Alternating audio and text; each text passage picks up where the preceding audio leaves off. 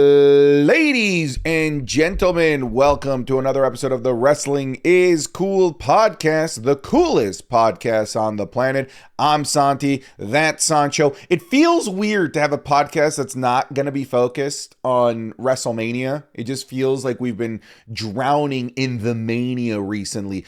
No? You think WrestleMania is over, but Sancho Mania is just beginning, brother. Have you seen the thumbnail? Have you seen the numbers because of that thumbnail, baby? but yeah, it's never gonna stop. Can't stop, won't stop. You realize for years you have made a mistake. For years, sir. Sir, I do think Sancho Mania dies if it happens. I hope it never does. LA Knight gets released. If that ever happens, why are you and Denise like this? I leave the Raw show. She's like, "Oh, LA Knight. Why is he here on this show? Why is he going with the Usos? He's just the third wheel." I'm like, "Get out of here, Denise." Now here you go again. What's this? When did LA Knight become hated? Just because I love him so much? There's no hate towards LA Knight. You damn it, Sancho. You know I like LA Knight. I do like LA Knight. I'm not like you. It doesn't sound like it. I like Ellie. I'm more wondering about your psyche. You literally just goes, what happens when he gets released? Like, what happens to you? Not him, to you. Your identity, your soul, your being, it's gone, bro. You're gonna have to go through like a metamorphosis. I vaporize, you get Thanos snapped out of existence. You just turn into ash, and your final words are, yeah. It's like I'm sitting there, and I just tell my wife, "Oh no, what are you on?" I feel it in the air before it happens. I can feel it. He's getting released. No, Santi, don't do that, dude. Don't you see? You manifest. I don't like manifesting. I don't like manifesting. You manifest. You have the power to manifest. Do you know? No, I don't have that power. Stop it. I do not have the power to manifest. Yes, you do. Dude, a lot of people are always like, so who do you think is going to get released next? I'm like, I'm not putting that out into the universe. I don't want to. You literally just said that's LA different. Knight. No. We're talking about what happens to you in a hypothetical event if he ever gets released. Because, brother, that's your whole identity. It'd be like if all of a sudden I stop doing daily videos. All of a sudden, I don't know who I am. If LA Knight is no longer around. Okay, let's call it this. What if he retires at his own volition? He's just like, yeah, I'm done. I'm happy with my career. I don't know. I don't think there's a space in the wrestling business for you. I think you're gone, brother. I think you're done. You're going to have to go into the Himalayas, become a hermit, and just re-identify yourself. You did fine after John Cena tapped out. I'll be fine. That's true. It was hard, though. Has it been the same for you? Has it been the same? Weirdly, I'd argue it's been better. Like it's done. It's done. And I feel like all of last year, there was part of me that was just so nervous as to how it was all going to go. Like, oh, are they going to screw it up? They did. And then I'm like, will the ending be terrible? No, it won't. And then it was. All right. Well, we're here. We're done that. Pulled the Band-Aid. We've moved on. At least I'm not having those psychological, burning thoughts as to how they're going to ruin my childhood. Since it's already ruined, it's fine. I can move on. Do you think he's going to have like one of the worst Hall of Fame speeches though? Oh God, a John Cena Hall of Fame speech is going to be terrible. It depends on what Cena shows up. Yeah, dude, I think we're going to get the Cena that we're talking about that's going to be kind of obnoxious. No, I want the real Cena, dude. The one that like lays his hair down. You know what I mean? I want the one that just talks like he's one of the boys type of vibe, I don't want Socrates in the Acropolis. I just want like Cena, like I don't need him telling me life advice like he does on Twitter. It's funny that we're all gathered here at the Hall of Fame, but shouldn't we all be in the Hall of Fame? You're like, what are you talking about, dude? It's just post the Instagram post, Cena, when you're going to the Hall of Fame, and then we go, Yeah, I want Instagram Cena. I don't want Twitter Cena. Oh, you want ooh? Yeah. Oh, you don't want? No, I don't want that. I want Instagram Cena. He's funny.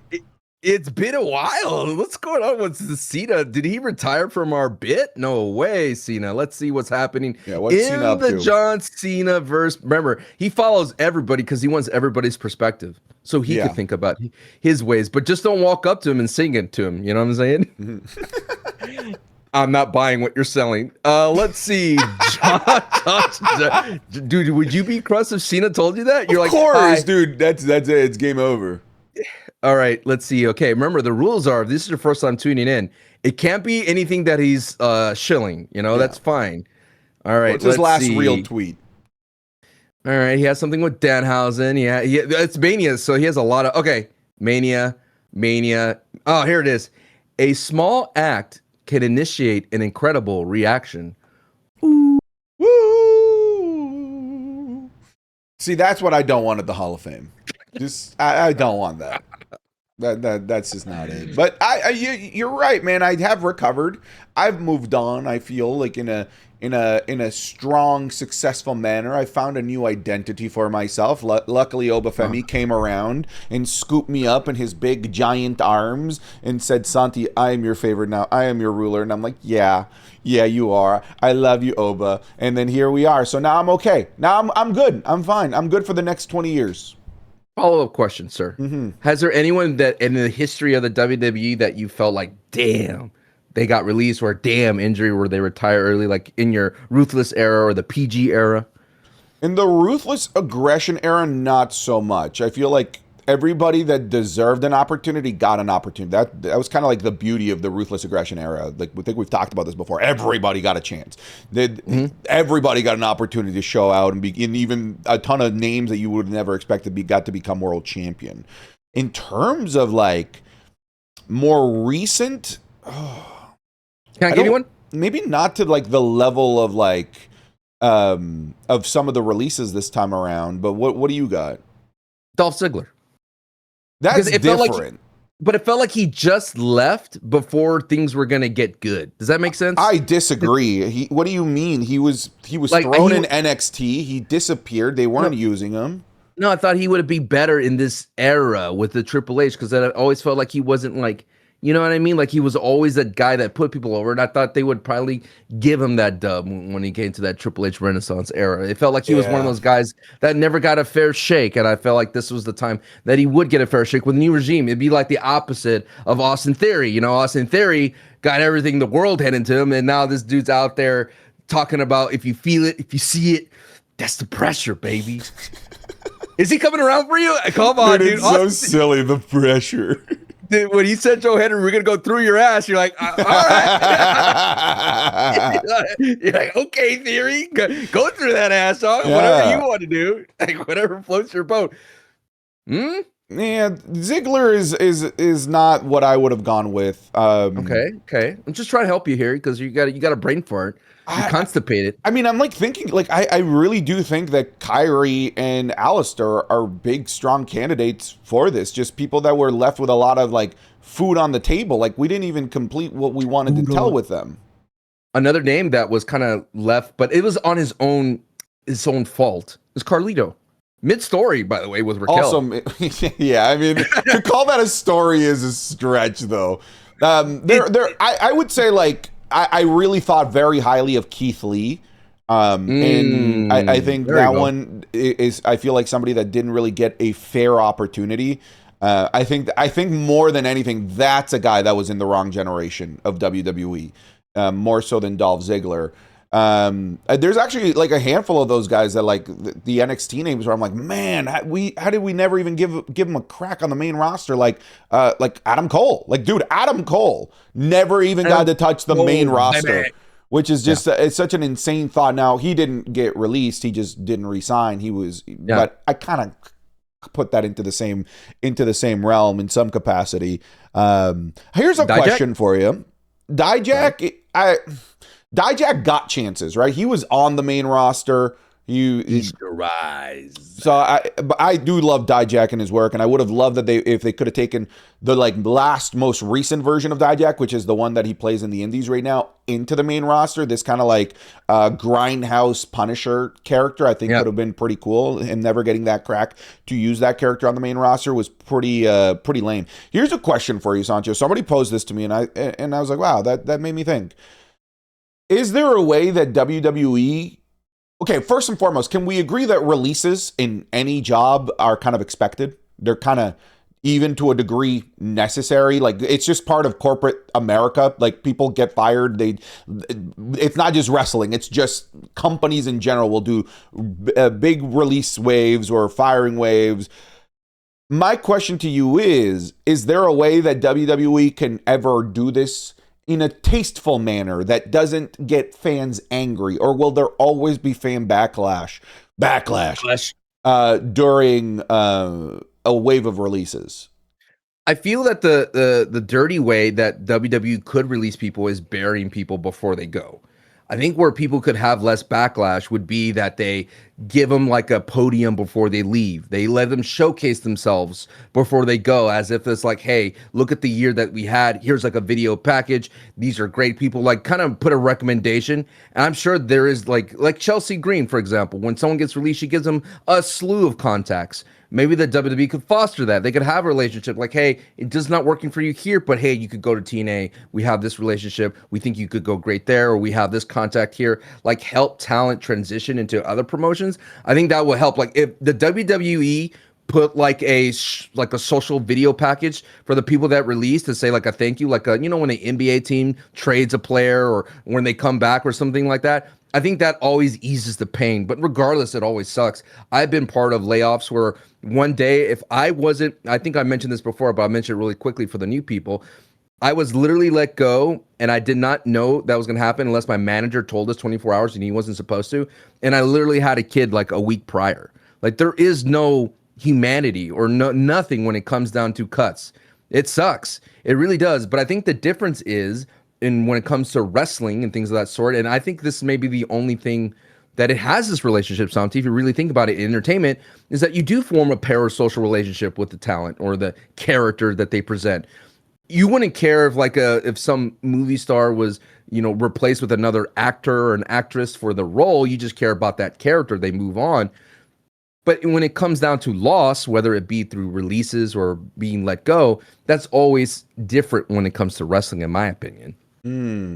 Yeah, I think when I was thinking about it, I looked at the people that we've been kind of just bothered by their releases, because we had a lot of people get released this time around, and not everybody got the noise that some other names got in terms of people being upset. And one of the things that I kind of noticed was similar across the board for the names that people make noise for is that they're in the middle of active programs. They're in the middle of storylines that you are to a degree invested in, and you want to see a payoff too. As silly as the Carlito storyline was, it's annoying and frustrating if you're an invested fan in that storyline, in Raquel, in Carlito, in the Judgment Day, for all of a sudden that to just have the rug pulled from under it, and now the time that you've invested into it has been essentially disrespected. You have basically been told the time that you've invested into the storyline is meaningless and we're flushing it down the toilet. And I think that when you look at some of the releases here, like Aleister Black, like, what were we doing here with this whole Randy Orton thing? The rumors that he was supposed to be the guy. Wait, hang on. Is he getting fired because they decided to go with Pat McAfee to tell the story instead of him?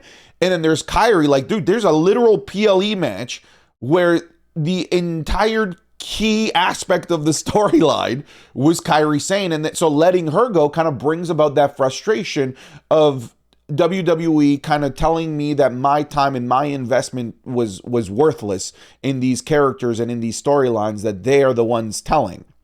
So I don't know that this necessarily eases the pain for anybody, because releases still suck, but maybe less fan backlash is if the ones getting is if the people getting released are just people that haven't been used for a year plus, or they've been in catering. There's nothing for them, or something like that.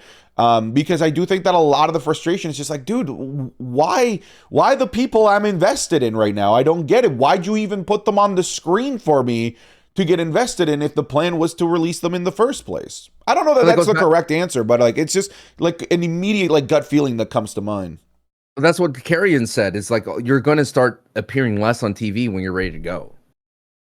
Like, that's like the natural thing. That's the typical thing, is they dilute your value so that when it comes to your contract and this is all based on Carrion, so I have no idea beyond what he says in his YouTube, which you should watch his YouTube documentary that he did, is that they have these metrics, and then they measure your value based on these metrics, but they could easily tamper the metrics by letting you appear less, by not having your merch in arenas. So they can say, look, your merch sales are not that great, your draw or your rating is not there when you're appearing on television, and you're like in this weird hour or block of television. They could skew the numbers to make you appear less valuable, so that when they time to negotiate, they could say you're worth this much. And Carrion was asking for those numbers. He was like, what's my number? And they wouldn't give him those metrics. So you could say easily that, well, Kyrie's not producing the numbers. It's like, well, are you letting her display her merch when she walks out there? Does she have a merch commercial? Does she have social posts where her merch, like a Danhausen, just using him for example,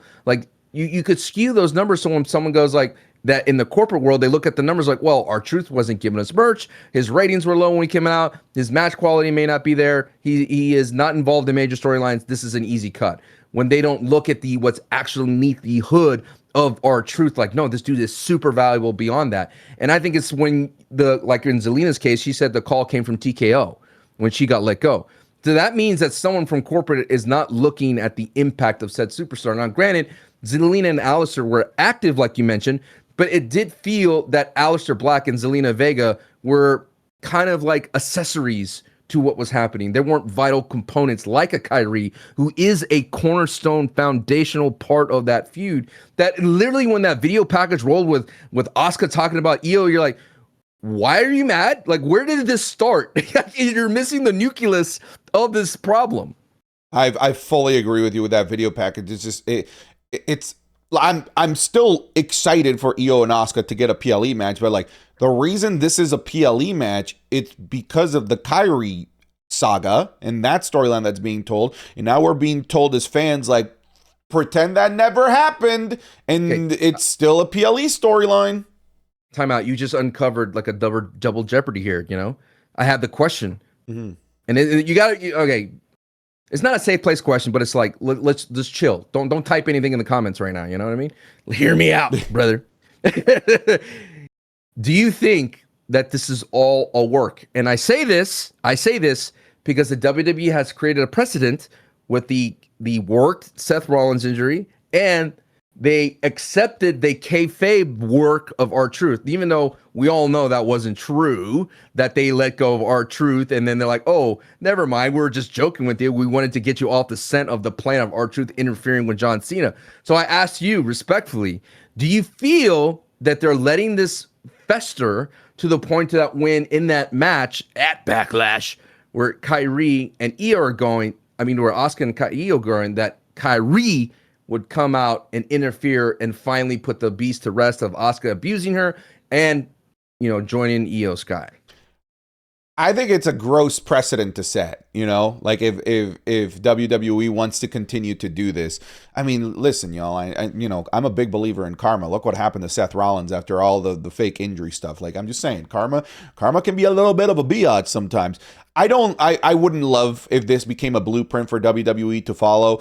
You ask, could this be a work? Anything and everything at the end of the day, I guess, could be a work.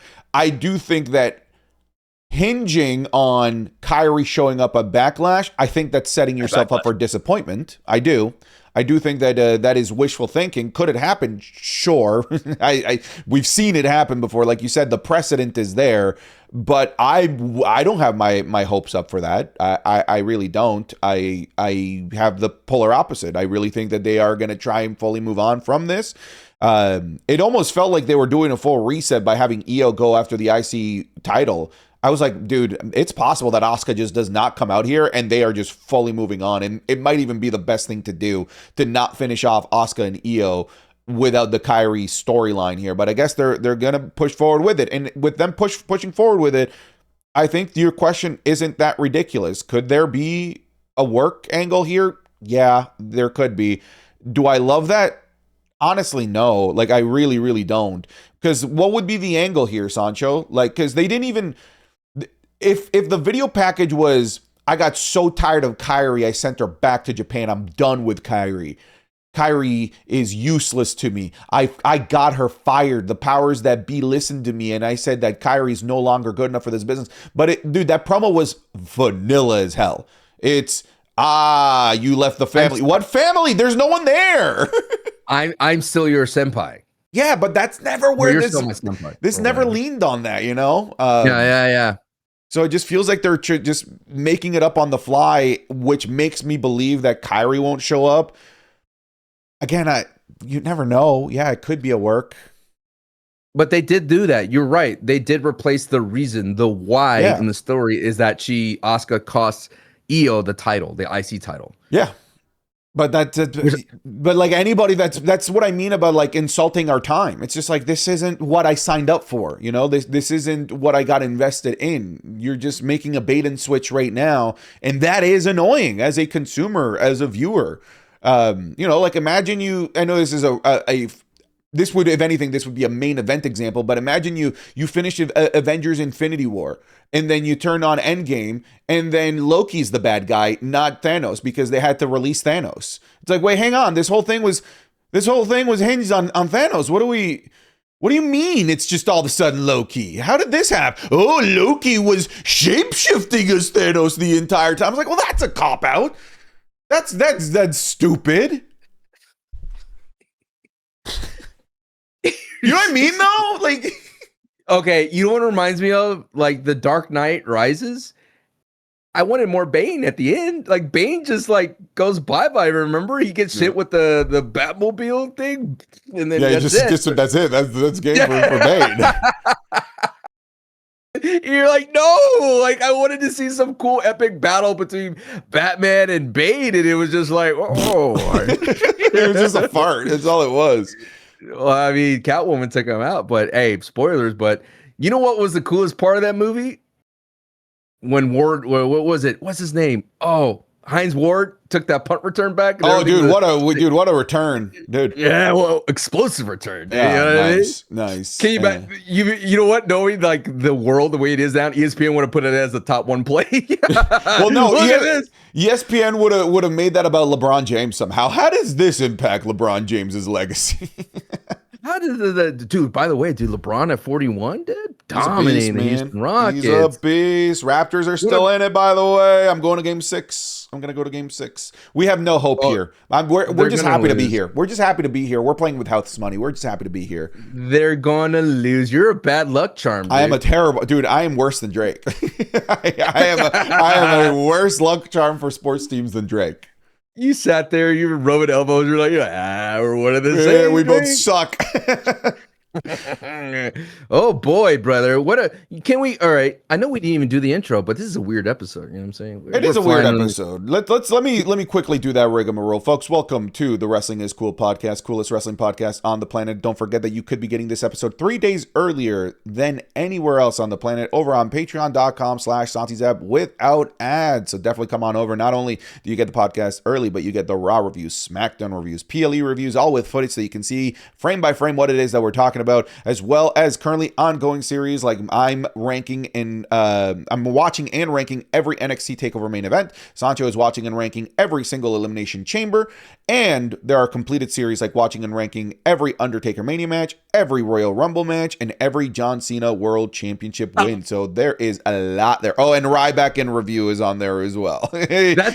That's a deep cut special gem. That's for the deep cuts of the Wrestling is Cool community. If you want to watch Sancho go through the entirety of Ryback's career, you can find it all over on patreon.com/SantiZap. Hundreds and hundreds of hours. I think actually at this point we're probably thousands of hours. Oh, over 1,000 posts, sir.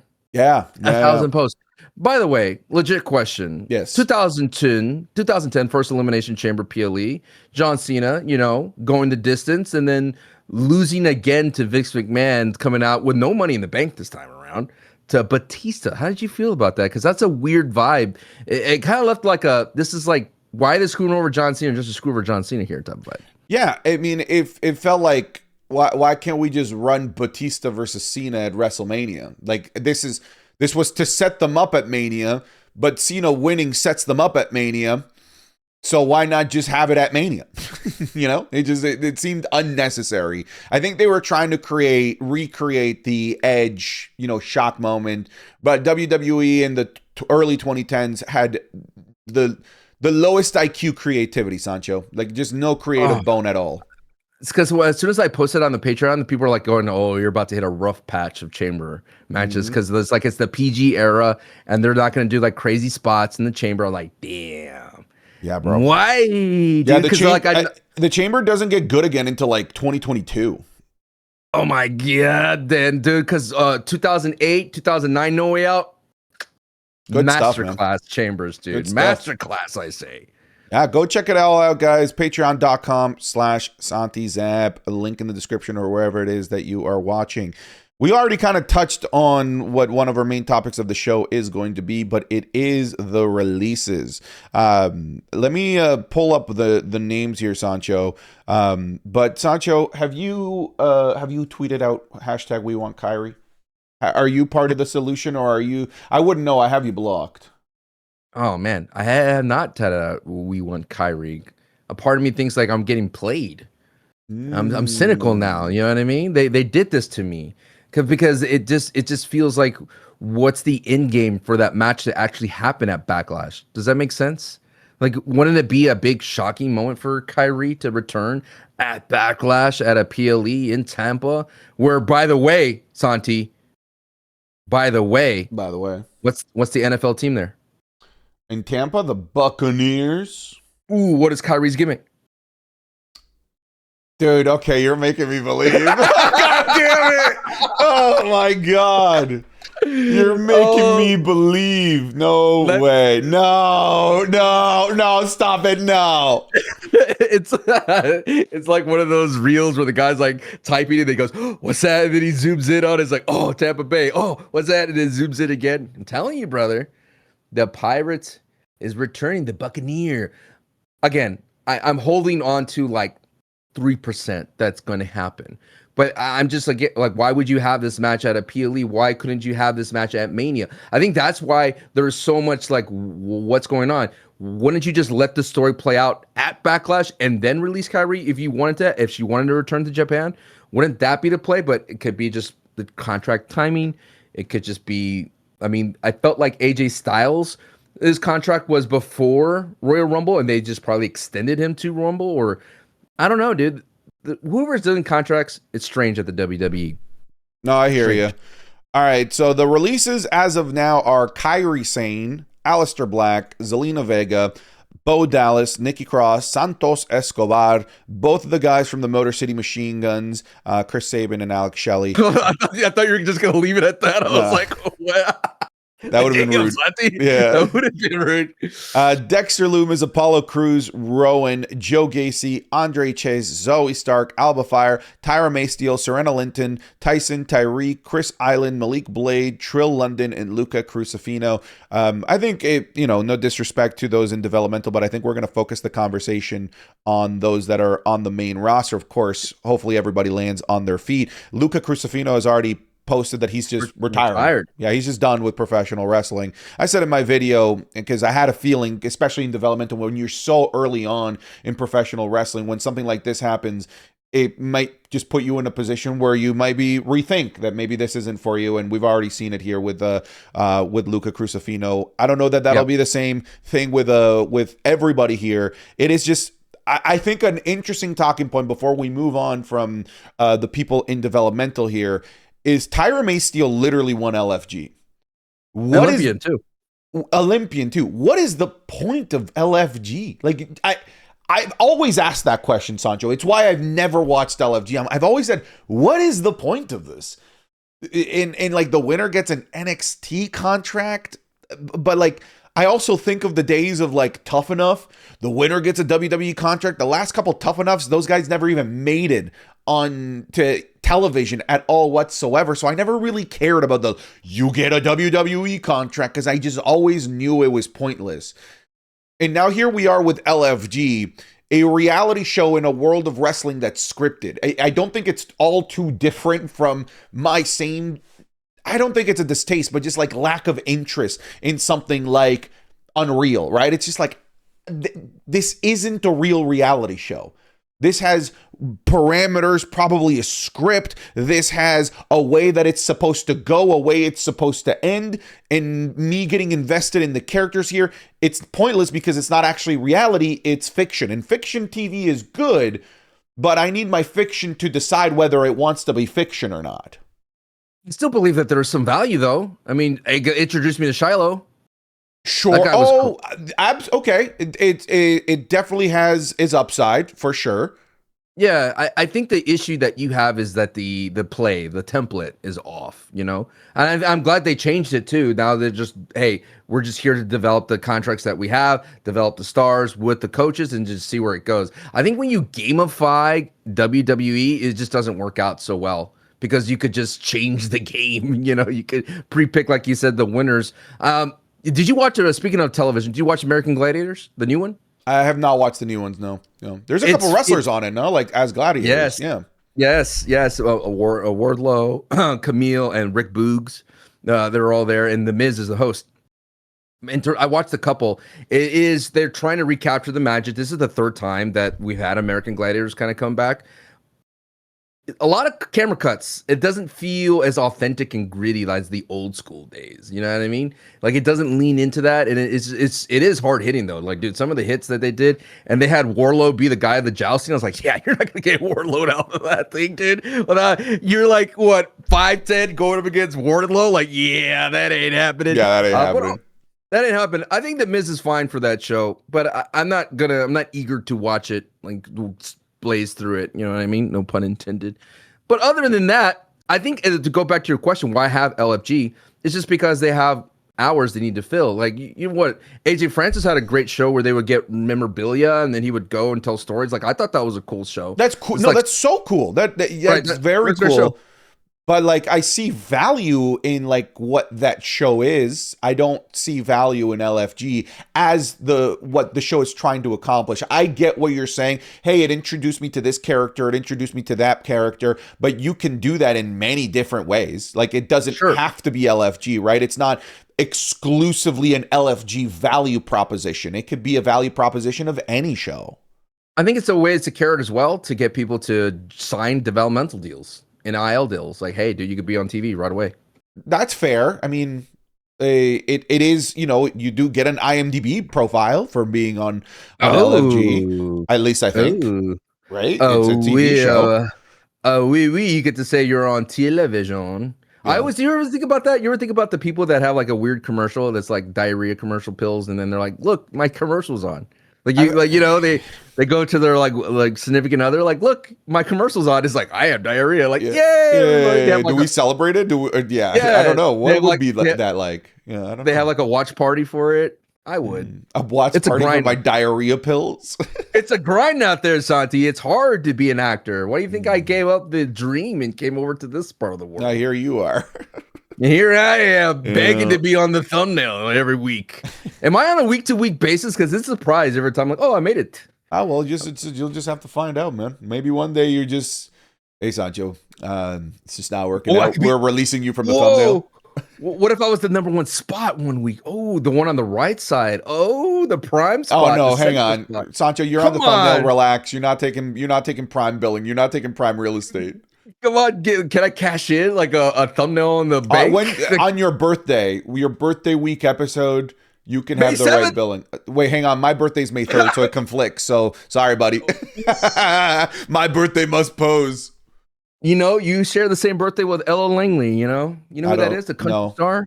You're not an Ella fella. Come on, dude. I'm not an Ella fella. I thought for a long time I shared a birthday with The Rock, but he's May 2nd. Not May 3rd. Ooh, it doesn't matter. At the end of the day, we're all Tauruses, baby. All Tauruses, baby. You mess with the bull, you get the horns. No, I don't do that. But I share a birthday with Mr. Beast. Oh, cool. I put 2 wrestling content creators in one podcast. Well, who would survive a Mr. Beast episode as a wrestler? Like those endurance challenges. Like I recently saw one where you had to stay in a circle for like every day. And he had to, like, it would get smaller and smaller. Like, what wrestler would survive? Who has the mental fortitude to survive in Mr. Beast games if all of a sudden the WWE did a collab with him? I think of like those like more like holistic wrestlers that do like that are like yoga-y. So I feel like a Sol Ruka would probably do really well. Ooh, good choice. Yeah, good you know, choice. like in terms of being zen, being able to balance herself, all that stuff, I would pick Sol. Ethan Page, no way. Why he would. Why? you got to learn how to play the game. You got to have some moxie. You got to be a trickster as well. You know, you got to be like, no holds bar. You got to have no kind of, no love bone in you. You know what I mean? You got to be ruthless. A love bone. I'll show you a know love bone. We're an idiot, John Cena. Oh, he'll just annoy everyone with his philosophy, and everyone will leave the circle. That's what would happen with Cena. You are dogging Cena, dog. Damn. It's just, listen. You're jaded. No, I mean, I'm jaded. Yeah. A storm is coming, brother. Wow, wow, wow, wow. All right, so let's focus on the other names that were released from the main roster. We've already kind of talked about Kairi Sane. Let's move on to Aleister Black and Zelina Vega. I think that's a really interesting situation to be in because I really do think that there is a multiverse where this didn't happen. There is a universe where WWE and TKO said, like, no, why the hell would we bring in Pat McAfee to be the voice that turns Randy Orton heel? That doesn't make any sense. We have Aleister Black, and that's the story we've been telling, and they actually move forward with that. Heck, there's a timeline where Karrion Kross is that guy still, that timeline also exists. But I think it's wild to go from somebody that was penciled in to be Randy Orton's WrestleMania opponent to beat him at WrestleMania, and then the ending of WrestleMania have Randy Orton, who had recently lost to Aleister Black, turn heel the way that he did at the end of the match on Cody Rhodes to set up that feud. I believe that's the plan. My assumption is that the main event was probably supposed to be Cody and McIntyre, right? I just think it's crazy to go from like being penciled into that to, hang on, we're going to take a pit stop here with Pat McAfee to, there's no place for us to come back to this anymore. We're just going to let you go. After 1 year of him being like the big get, the big free agent signing from AEW, it's puzzling how we get from point A to point B here. I think we got to put the rest of the idea that if they were like a previous signing, that Triple H will do them right. I feel like that was a rose tinted glasses. That was a feeling that we all had, that in the Triple H era, wrestlers would be treated correctly. And at the end of the day, that is not the case. Yeah. It does beg the question, like, how, what is Triple H bringing to the table at this point? Like, if you're an AEW talent, right, and you're getting pitched by Triple H and the powers that be to come over to WWE, you have to ask the question, like, what do you bring to the table for me as an incoming AEW talent? Like, how can I feel like I'm going to get treated right when we have more evidence than not that says the opposite? What's the best case scenario then? Is it Jade Cargill? That's not an example though. That's not a returning superstar. You know what I mean? Like I want, like, you wanted to talk about like returning former WWE. Yes. AEW Jade Cargill has the glitz and shine of the new toy, right? Same with Ethan. Same with Ricky. I'm talking like Rusev. Is it CM Punk then? CM Punk? I don't even think you can use CM Punk because that's like a top of industry exemption type of deal. We want to talk about the Rusevs, the Alistairs of the world. If Adam Cole ever wanted to come back to the WWE, if Cesaro were to return, Moxley, I think Moxley might be an outlier too. I think they'd figure him out with all the stuff with Seth and Roman that they've built the WWE around. Give me chills. Yes. But like, think about that, right? Like, if you're a Keith Lee, what confidence can you possibly be sold on that you're going to be treated right? Well, let's figure out the parameters. Who's the top end? I know the low end, and I hate saying it because it's freaking true. The low end, even he's a shiny new toy, and it still feels like he's the low end, no matter what. Ray Phoenix. Sure. That's the low end for a new signee, for sure. That's a new signee, but a returning superstar from the WWE. I mean, Gargano, he returned. They brought him back under the Triple H banner. Was he in AEW though? He never went to AEW. He was just gone from WWE and then came back. And it's not going great. Rusev is one of those, went to AEW and came back. And it feels like they're only just figuring out Rusev. Okay. To go back to Aleister quickly, I think the reason why it didn't work is I felt like they were a surrogate piece. Like, they were a means to the end for the story. They played the characters that were Karrion Kross coded and they were done. And I told you this, and I hate repeating myself, is that the persons like the Karrion Crosses of the world, the Aleister Blacks, who are meant to be the devil on the shoulder, they never get credit for the turn. And that would happen. WWE never figures out a way to let's let them credit. All they had to do is just have Aleister Black, like I said, be the voice or be like, yes, I made Randy do that, or come out when Randy is doing his punt kick and go like, yeah, like, Mr. Miyagi it. But I feel like Rusev feels like he's turning a corner, at least. If I were an AEW to WWE to AEW back to WWE, I would go like, oh, at least Rusev is going for a mid-card title here. It is interesting that you mentioned you mentioned the outliers, because the two outliers are insane: Cody Rhodes and CM Punk. That's like insane. Oh, that's another one. Yeah, Cody, of course. Yeah. But Cody's so different because his experience in WWE was a mid-carder. Yeah, it's a different one. It might not even be an outlier. That might just be the best one because he wasn't the CM Punk in WWE.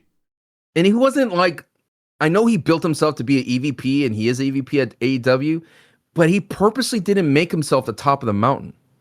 Mm-hmm. He was never top of the mountain in AEW. He was never top of the mountain in WWE. So it is fascinating how they were able to. But that was Vince. In the early days, that was of Cody Rhodes' ascension in WWE. That was Vince McMahon. Yeah, and they booked him to beat Seth Rollins, which I thought would never happen. 3 times in a row. Like 3 times in a row. Would you think Triple H would have booked Cody in that manner? I don't know. I don't know. It'd be hard to say because Seth Rollins is his boy, kind of, and in terms of the way it's been booked for. And what blew my mind the most, just thinking about Cody Rhodes, is that he did it with a torn pec. He beat Seth Rollins with one arm, basically. Like that was like, wow. And then he disappeared to heal. Like, how can you have someone get put over a guy that was going to be gone for months to recover? Isn't wild, that crazy? Right? It is crazy. It's very anti-Vince, actually, how all of that played out with Cody Rhodes. Who knows, man? Maybe it was in his contract. I need to win my first 3 PLE matches, and it just so happened to be I torn peg, but contract's the contract. I don't know. Who knows? Because it does feel very out of character that's how they book Cody. Because if he stayed in AEW, Cody would have just have to switch his character up. And I don't think Cody wanted to do that, and that's why he left.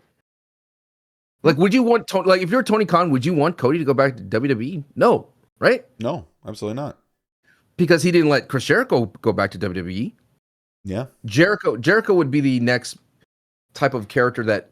Would he be out of that stratosphere of like, would he be in that CM Punk levels that when he goes back, it doesn't matter like what happens to him?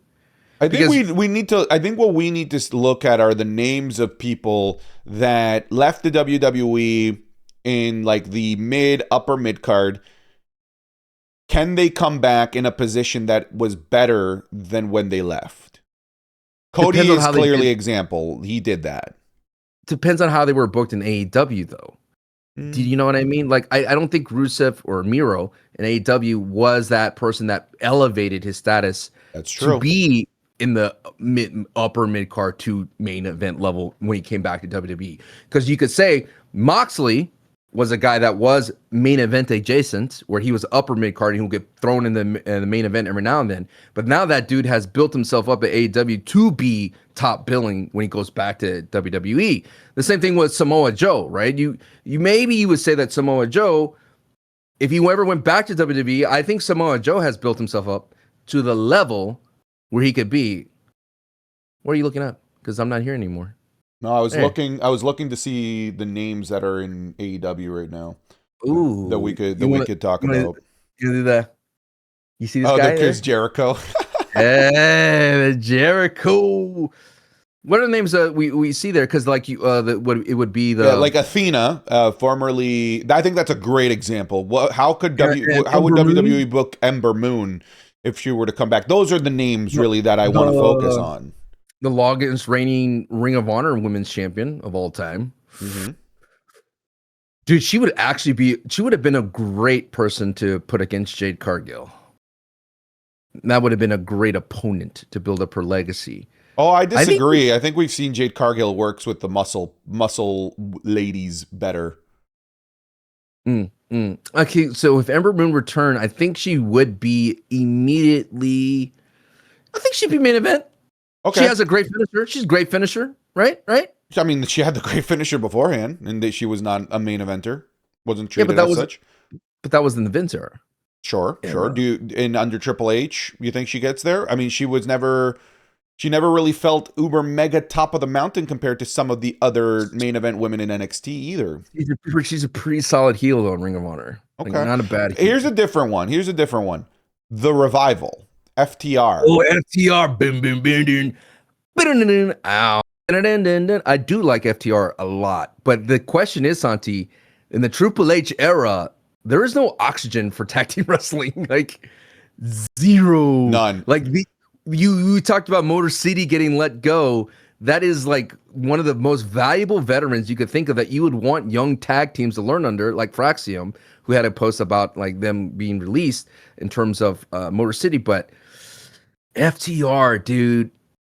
I think you made a good point. I think they're dead on arrival because of the tag team division. And then let's not forget Andrade. That's already one of the experiments that has already we've seen. Yeah, we've already seen we've seen the beginning and snip snap snip snap. Do you know the physical toll that 3 vasectomies have on a man? And that means Michael Scarn getting into it, dog. He's a dog, brother. Yeah, man, there's a lot. We'd be here too long to even talk about all these examples because, like, Bobby Lashley, what would they do with like a Christian nowadays?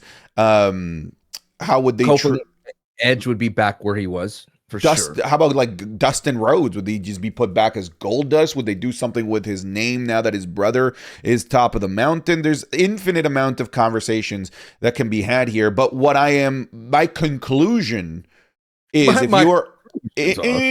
I do declare indubitably, my conclusion is if you're an AEW star, I would have less confidence than excitement about how I would be booked in WWE now that I've seen the Alistairs go back and the Rusevs and the Andrades and how they've been booked. And oh, look, they re-signed Gargano to do absolutely nothing with him. Motor City, oh my God, they did nothing with Motor City. I know they're not AEW, but they very have a bit of that AEW-ish type of soul to them. I would be... if I'm a talent considering making the jump, I would be thinking twice. So let's rephrase that thing a little bit more. If you're a WWE former talent, would you go back? That's the question. I think Paige is an interesting case, right? Now we're back into somebody who's coming back. I think Paige did reach the top of the mountain in AEW, but it didn't feel like she had an impact in that place. But now, even though she's right now in the lesser division in terms of tag team division, I still feel like she's in a better place in the WWE because I do see the WWE pushing her back into the main event because she's a known name, and WWE does love legends getting to that top. It's an interesting thing because when it comes to releases, I go, at least the ecosystem's better for WWE or for superstars, pro wrestling talent. Like the ecosystem is far better than where it was back in the day. Like if you were released back in the Vince era, way back then, your options were so limited. You were erased basically from wrestling lore. Here's somebody who's increased their value a lot from the women's side. A lot of people forget she started in WWE. Marina Shafir. She's moved mountains in AEW in terms of increasing her stock. Toni Storm as well. Like I would have no confidence if I'm a Toni Storm. Like zero confidence if I'm a Toni Storm. Gimmick? Yes. With her gimmick, forget that. Forget that, bro. Forget it. Not gonna happen. Unless you want to put her down in NXT, because that gimmick could survive there. That gimmick could play so well in the NXT crowd. They eat it up.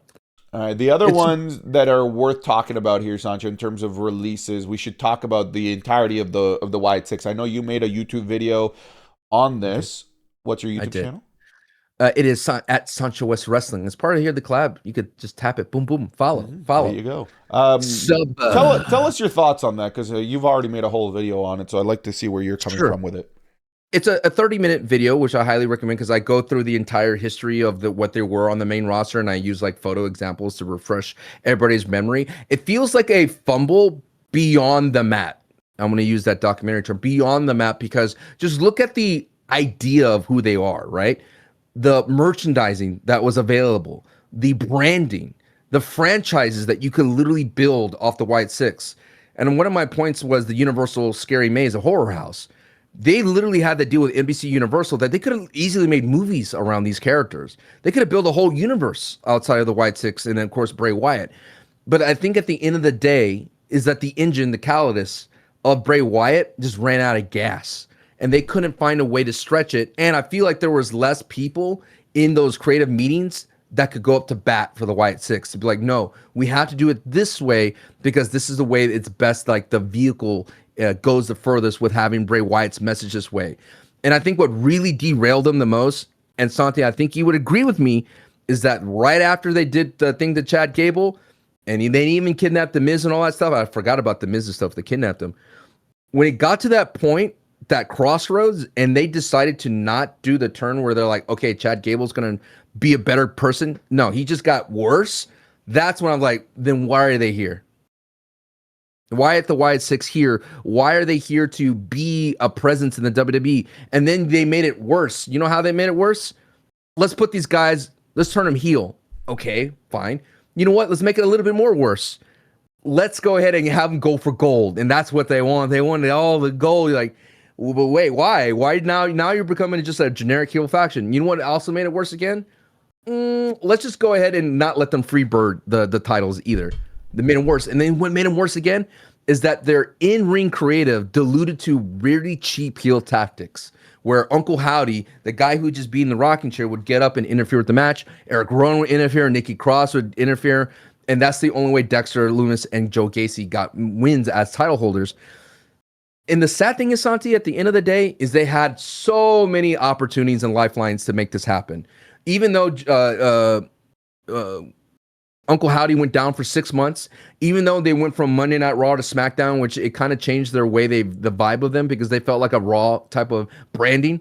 They had so many opportunities to fix this. AAA really showed that they could be somebody. That the Carnival of Chaos or Carnage match that they had, the Circus of Carnage match they had at AAA, was so freaking cool. And that was the first time I felt like the Wyatt Six felt like a presence. The idea that they could go for all the tag team gold throughout the different promotions that they had, I was like, okay, great. They could go to TNA, they could go to NXT, they could get all the belts, make them feel like they're a dangerous entity that you have to step out of beyond your body to defeat them. Because SmackDown tapped the surface of that when the entire SmackDown, the tag team division, united to figure out how can we beat the Wyatt Six. But again, it just kept getting diluted. And I think it's just because the initial onset of the creation with Bray Wyatt and Uncle Howdy, all of them creating Uncle Howdy and Bray Wyatt, and what does that mean with Rotunda and all that kind of stuff. And then once he unfortunately passed, it's just all of a sudden it just went slowly away. And I just feel like there wasn't anyone to go up to bat and creative for the Wyatt Six. Like there wasn't anyone like, no, we need to have these guys on TV. We need to put Nikki Cross in the match. We need Uncle Howdy in the match. Let's freebird the titles, put Eric Rowan in the match. But I feel, Santi, when it's all said and done, it's just there's so many questions that need to be asked that we're never going to get the answer to. I don't think we got the full story of why the Wyatt Six never was fully leaned into when the fans absolutely wanted them to be featured more. I have a couple of questions and a couple of thoughts from what you're saying here. One of the things that immediately comes to mind is, you mentioned something about like the creative input and not having somebody be able to go up to bat. And I think that's obviously where a Bray Wyatt would have been able to be that guy. Yeah. But also I think about like the creative juices of the Wyatt Six.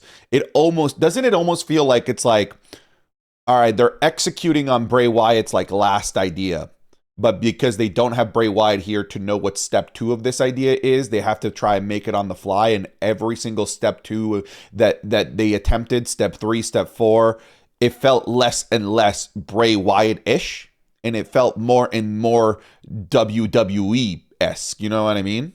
I hear that, but I think it's like if we, the fans, are able to decipher Bray Wyatt isms and go, okay, you should go after people who betray your family. Which they didn't, which was so silly. It's right there. And that happened early, right? And then you add on top of that is like, why is Wyatt's or just cutting these vignettes in video form? It's just because like, dude, they even said like, why don't we have 2 personalities? Why don't you have just a regular Bo Dallas and regular all the other like Joe Gacy, and then they have this supernatural entity that they take over and they lean into, that the lantern gives them that power. I've been screaming at the top of the mountaintops. It's like, why does this lantern matter? Just tell me why. Don't make me assume, or don't let me like, because all the announcers and the commentators were like, oh, it's like Bray Wyatt. You're like, no, like literally tell Uncle Howdy like Bray's spirits in here and have Solo Sikoa fall for that. Like have Solo Sikoa feel the power. And I know I'm a broken record if you've been watching my watch parties, but it just feels like they never really committed to the idea of who the Wyatt Six was. And we had that at the very beginning, because I feel like this podcast, was like 2 years ago when they were introduced, and I asked the question is, how can Triple H know how to book a supernatural entity in a product that was getting more sports oriented? You had Lee Fitting from ESPN producing it. You had more kind of like leaning towards realistic storylines, and then you all of a sudden you turn it on the head and introduce Uncle Howdy and the Wyatt Six. It was just too much of a meshing of the ideas. But I do see that. I feel like it's interesting when Road Dogg became the fall guy for a lot of things, and then now that Road Dogg's gone, you can't blame him anymore. So who do you blame? Who's responsible for not being creative with one of the most creative factions you've ever created? I mean, it always falls on Triple H.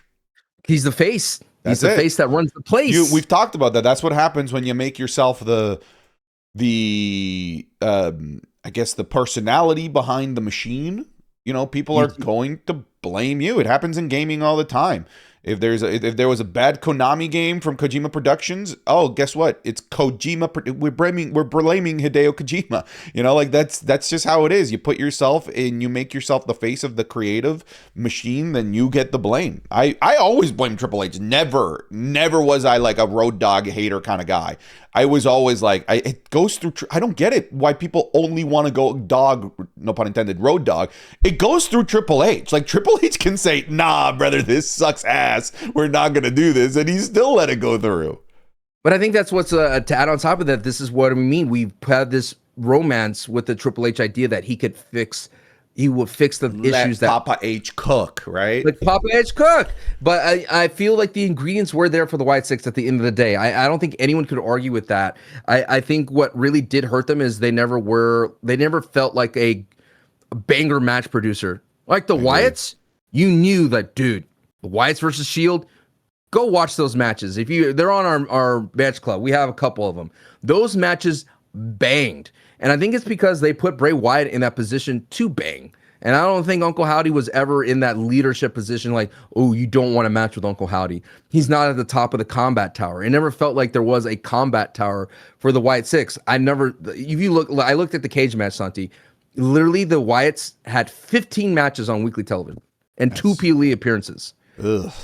Yikes. And then you know how many matches Uncle Howdy had as a singles? 3? 3. Yeah. Can you name them? Karrion Kross, Chad Gable, and Solo? I don't think he faced Karrion Kross. I looked at that. No? Cage match. Okay, never mind. It was Chad Gable, Solo Sikoa, Tama Tonga. Oh yeah, okay, the Tama Tonga match. Okay, but interesting. But again, I kind of take a weird silver cloud or solace in that they gave back the lantern before they cut him. Sure, because wouldn't that be lame if? Like, of course, like, but that's the Kyrie thing. You're dropping in mid-story. Like if Tama just threw it away in the trash can, like that would be dangerous. That would have been bad. That would have been a bad look. That would have been a bad look. You know what was an interesting release that just like had me scratching my head, and I don't see enough people talking about this? Santos Escobar. The Santos Escobar release is bizarre because he tried to leave. Remember? He tried to walk away.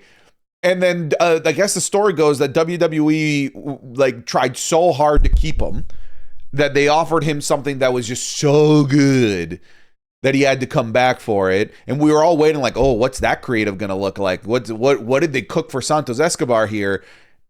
And then it was just, hey, I'm in AAA. I'm in AAA now. I'm going to go beat AAA and I'm over here. Hey, and then gets injured and released. Like, bro, you should just let him go when you tried to leave the first time. No, but that's a bizarre one. the optics on it are bad. Yeah, they're bad. Like it reminded me of Austin Aries, the way he was in that last match. I know he was dealing with a tricep injury, but it just felt like he wasn't there. Yeah, the optics of everything regarding the Santos Escobar just return and of course his release is just so bizarre. It's a weird situation. I think it started when his dad was there, but he wasn't there at one point. Like his dad was appearing in AAA. I was like, "Where's Santos? Wouldn't Santos make a better premium?" And then I understand. It is so fascinating to me. Is this the same place? Sure. You rung up in the crowd.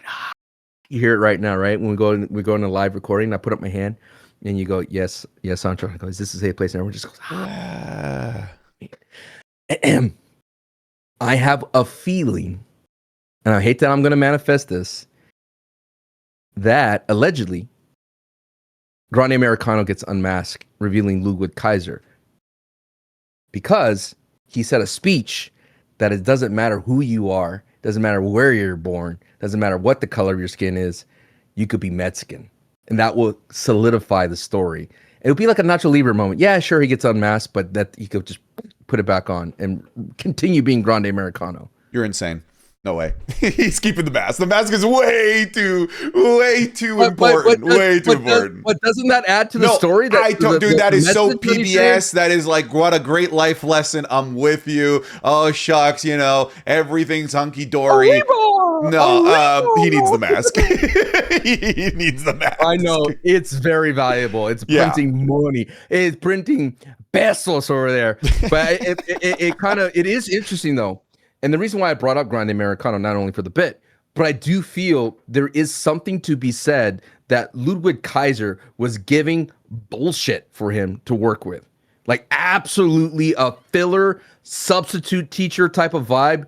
And he made himself invaluable, like undeniable, you know what I mean? Valuable to the point where he committed so hard to the idea of him allegedly being Grande Americano, speaks fluent Spanish, embraced the culture, doused himself in the culture, and became one of the most over superstars south of the border. Wild. Because you would think like you would go, oh, this guy's getting cut. Oh, dude, it's right? DOA. It should have been dead on arrival. 100%. 100%. Right. This dude that was OG or allegedly Chad Gable, squatty, muscly, right? All of a sudden comes back and he is Grande Americano, but he's clearly a different body shape. Like, think about the hoops you have to jump through to get here, right? Bro, it was like I said this on the CVV show. It's like it's a German guy pretending to be an American guy that's pretending to be a Mexican guy that's pretending to be an American guy. That's what Kaiser's doing. And on top of that, you could look at allegedly Pete Dunne and Tyler Bate. That's getting over too. Do you see what I mean? Like it's a tough pill to swallow, but it's like when you get dealt these cards and if you play them with the utmost like unabashedly thing, you could get there, you could stay there. But I know that's such a corporate thing to say, right? You could point the finger like, look at these guys. They grabbed the brass ring and they're still around. And the same thing that Bubba Ray Dudley said, where he was just so crass about it. He's like, well, these people are not showing up and they're not shaking hands and politicking themselves way. They could have worked harder or cut a better promo. It's like that's all corporate stuff, easy thing to say. But there is stories where people are able to survive situations where they're supposed to fail. Mm-hmm. Well, what about a situation where like you just kind of get brought in almost seemingly so that the competition doesn't sign you? Because that's what it feels like now with Motor City Machine Guns, doesn't it? Like like I get it, you cared about the tag team division for like a hot minute, but like at the end of the day, you did not use Motor City Machine Gun for the value that they offer. It's Mixer, baby. It's Mixer all over again, dude. He's talking about a competitor to Twitch, for those that don't know, who signed a bunch of Twitch streamers. It's YouTube. It's the streamer wars, dude. Can you imagine the time to be a streamer where all of a sudden you're getting offered millions of dollars to stay off a platform? Wait, weren't you in that time? Why didn't you get offered millions of dollars? Damn. Damn, bro. You were in I was. My boys were getting $1 million. Damn. Get me with that. What is it? With a little bit of. Sorry, bro. Damn. That would be wild, man. I would be in a lot better place than I am now. But yeah, I think like if you're Motor City, you just got paid and you're about to get paid again, right? I guess, yeah. Snip, snap, snip, snap. Is their stock lower in value? No, it's higher. Like you have a WWE name attached to you. In the indies, your value is so much higher. It just is in general. And if you're gonna get signed by TNA and AEW, your value is absolutely higher coming off the back of WWE. So it's not all, doom and gloom for people here getting released. Like a lot of these people are gonna have major name stock behind them coming off the back of WWE. It's just will they use it? I think unanimously, it's like the internet goes, yeah, WWE messed up on this one. It'd be different if like you would say like, well, Motor City, they had opportunities. I felt like they just gave them the belts too early. I think that hurt their kind of stock in the eyes of the people that never seen them before. It's like, oh, these guys just come in and win, and then that's it. Like there's no struggle. I wanted to see them struggle for a bit. I was enjoying the little trio they had with Candice. I was like, oh, there's something here. We're cooking with something, but it could easily be that they're like, hey, we don't want to do this behind the scenes. Yeah. That's what I feel like. There's a lot of things you think they gave us the old I'm too old for this shit? No, I just feel like there's always a side of the story that we will never be privy to because it's private and we'll never get access to it unless the wrestlers want to say it. Like a Karrion Kross, he gave us full access to behind the scenes of story. But I don't think Motor City they're just gonna go, all right, we'll take our ball. We know we're good. We know we have the name. We're gonna take it over there to AEW and we're gonna put on banger matches over there that we're gonna allow to do, and it's gonna make the guys over here at WWE look so stupid. And I think that is the value of having an AEW if you have an established name, because Tony Khan's like, oh, I got FTR versus Motor City. Damn. Oh, brother. Brother. You know what I mean? The ecosystem is so much better, like I said before. Absolutely. I mean, it's the importance of having a healthy wrestling industry in general. Do you want Edge and Christian to lose against FTR? No. Because they can't team up if they lose, ever. No, I do. I'd like to see them win Tag Team Championship Gold at this stage. Why not? I mean, what else are they going to do? Do you see a world where Edge and Christian return to the WWE? No. I mean, like, dude, they gave Edge a literal retirement angle. Now, don't mind you, people have come back from retirements before, but like, and I think it's our next topic. Like, it does feel like WWE is kind of ready to start the next generation. And I don't know that there is room for the Jerichos, for the Copelands, for the Christians to return. I'm sure there is, right? But not in like a meaningful way where they're moving mountains, because WWE is kind of course correcting and now seemingly going younger and finally cashing in on their NIL and their NXT endeavors of the last several years. I think that's why they were so aggressive with letting go of those NIL contracts. They have so many talent. Oh, dude, it is a machine. It is like it's like Niagara Falls right now over there. It's just the water doesn't stop. They have so many people coming through those doors now through NIL. I think it's because they expanded the scope. It's no longer just football players. It's no longer like gymnasts. It's now influencers. Like they go to bodybuilders. Like I think because TikTok has changed the stratosphere of how you could be seen. Now, if you're a WWE scout, you could just go to Instagram and be like, all right, who's the top fitness models out here? Yeah. Oh, okay. Hey, why don't you come on down? We'll train you. And because I've seen so many of the NIL, it's like, oh, they're just a cross country runner or a track star, and now they're coming over to try it out. It's the same thing with everything. Like, I never thought the WWE would get a shot putter. He's a freaking shot putter. Right? How do you turn that into a WWE superstar? But they did. So I think for those I don't know. I think the pool has gotten deeper, and because of that, I guess we've used this metaphor before. The runway is a lot shorter if you're down there in NIL. It's true. It is. I do think that for those that are pre NXT, it is. Hey, you got 5 minutes to show us whether we should keep you or not. Like we said, freaking Tyra May Steele won LFG as a gold medalist, and they're like, now. Moving on. So I do think that they're going to be a lot more cut friendly and more trigger happy when it comes to cutting those up and coming NIL individuals. Projects.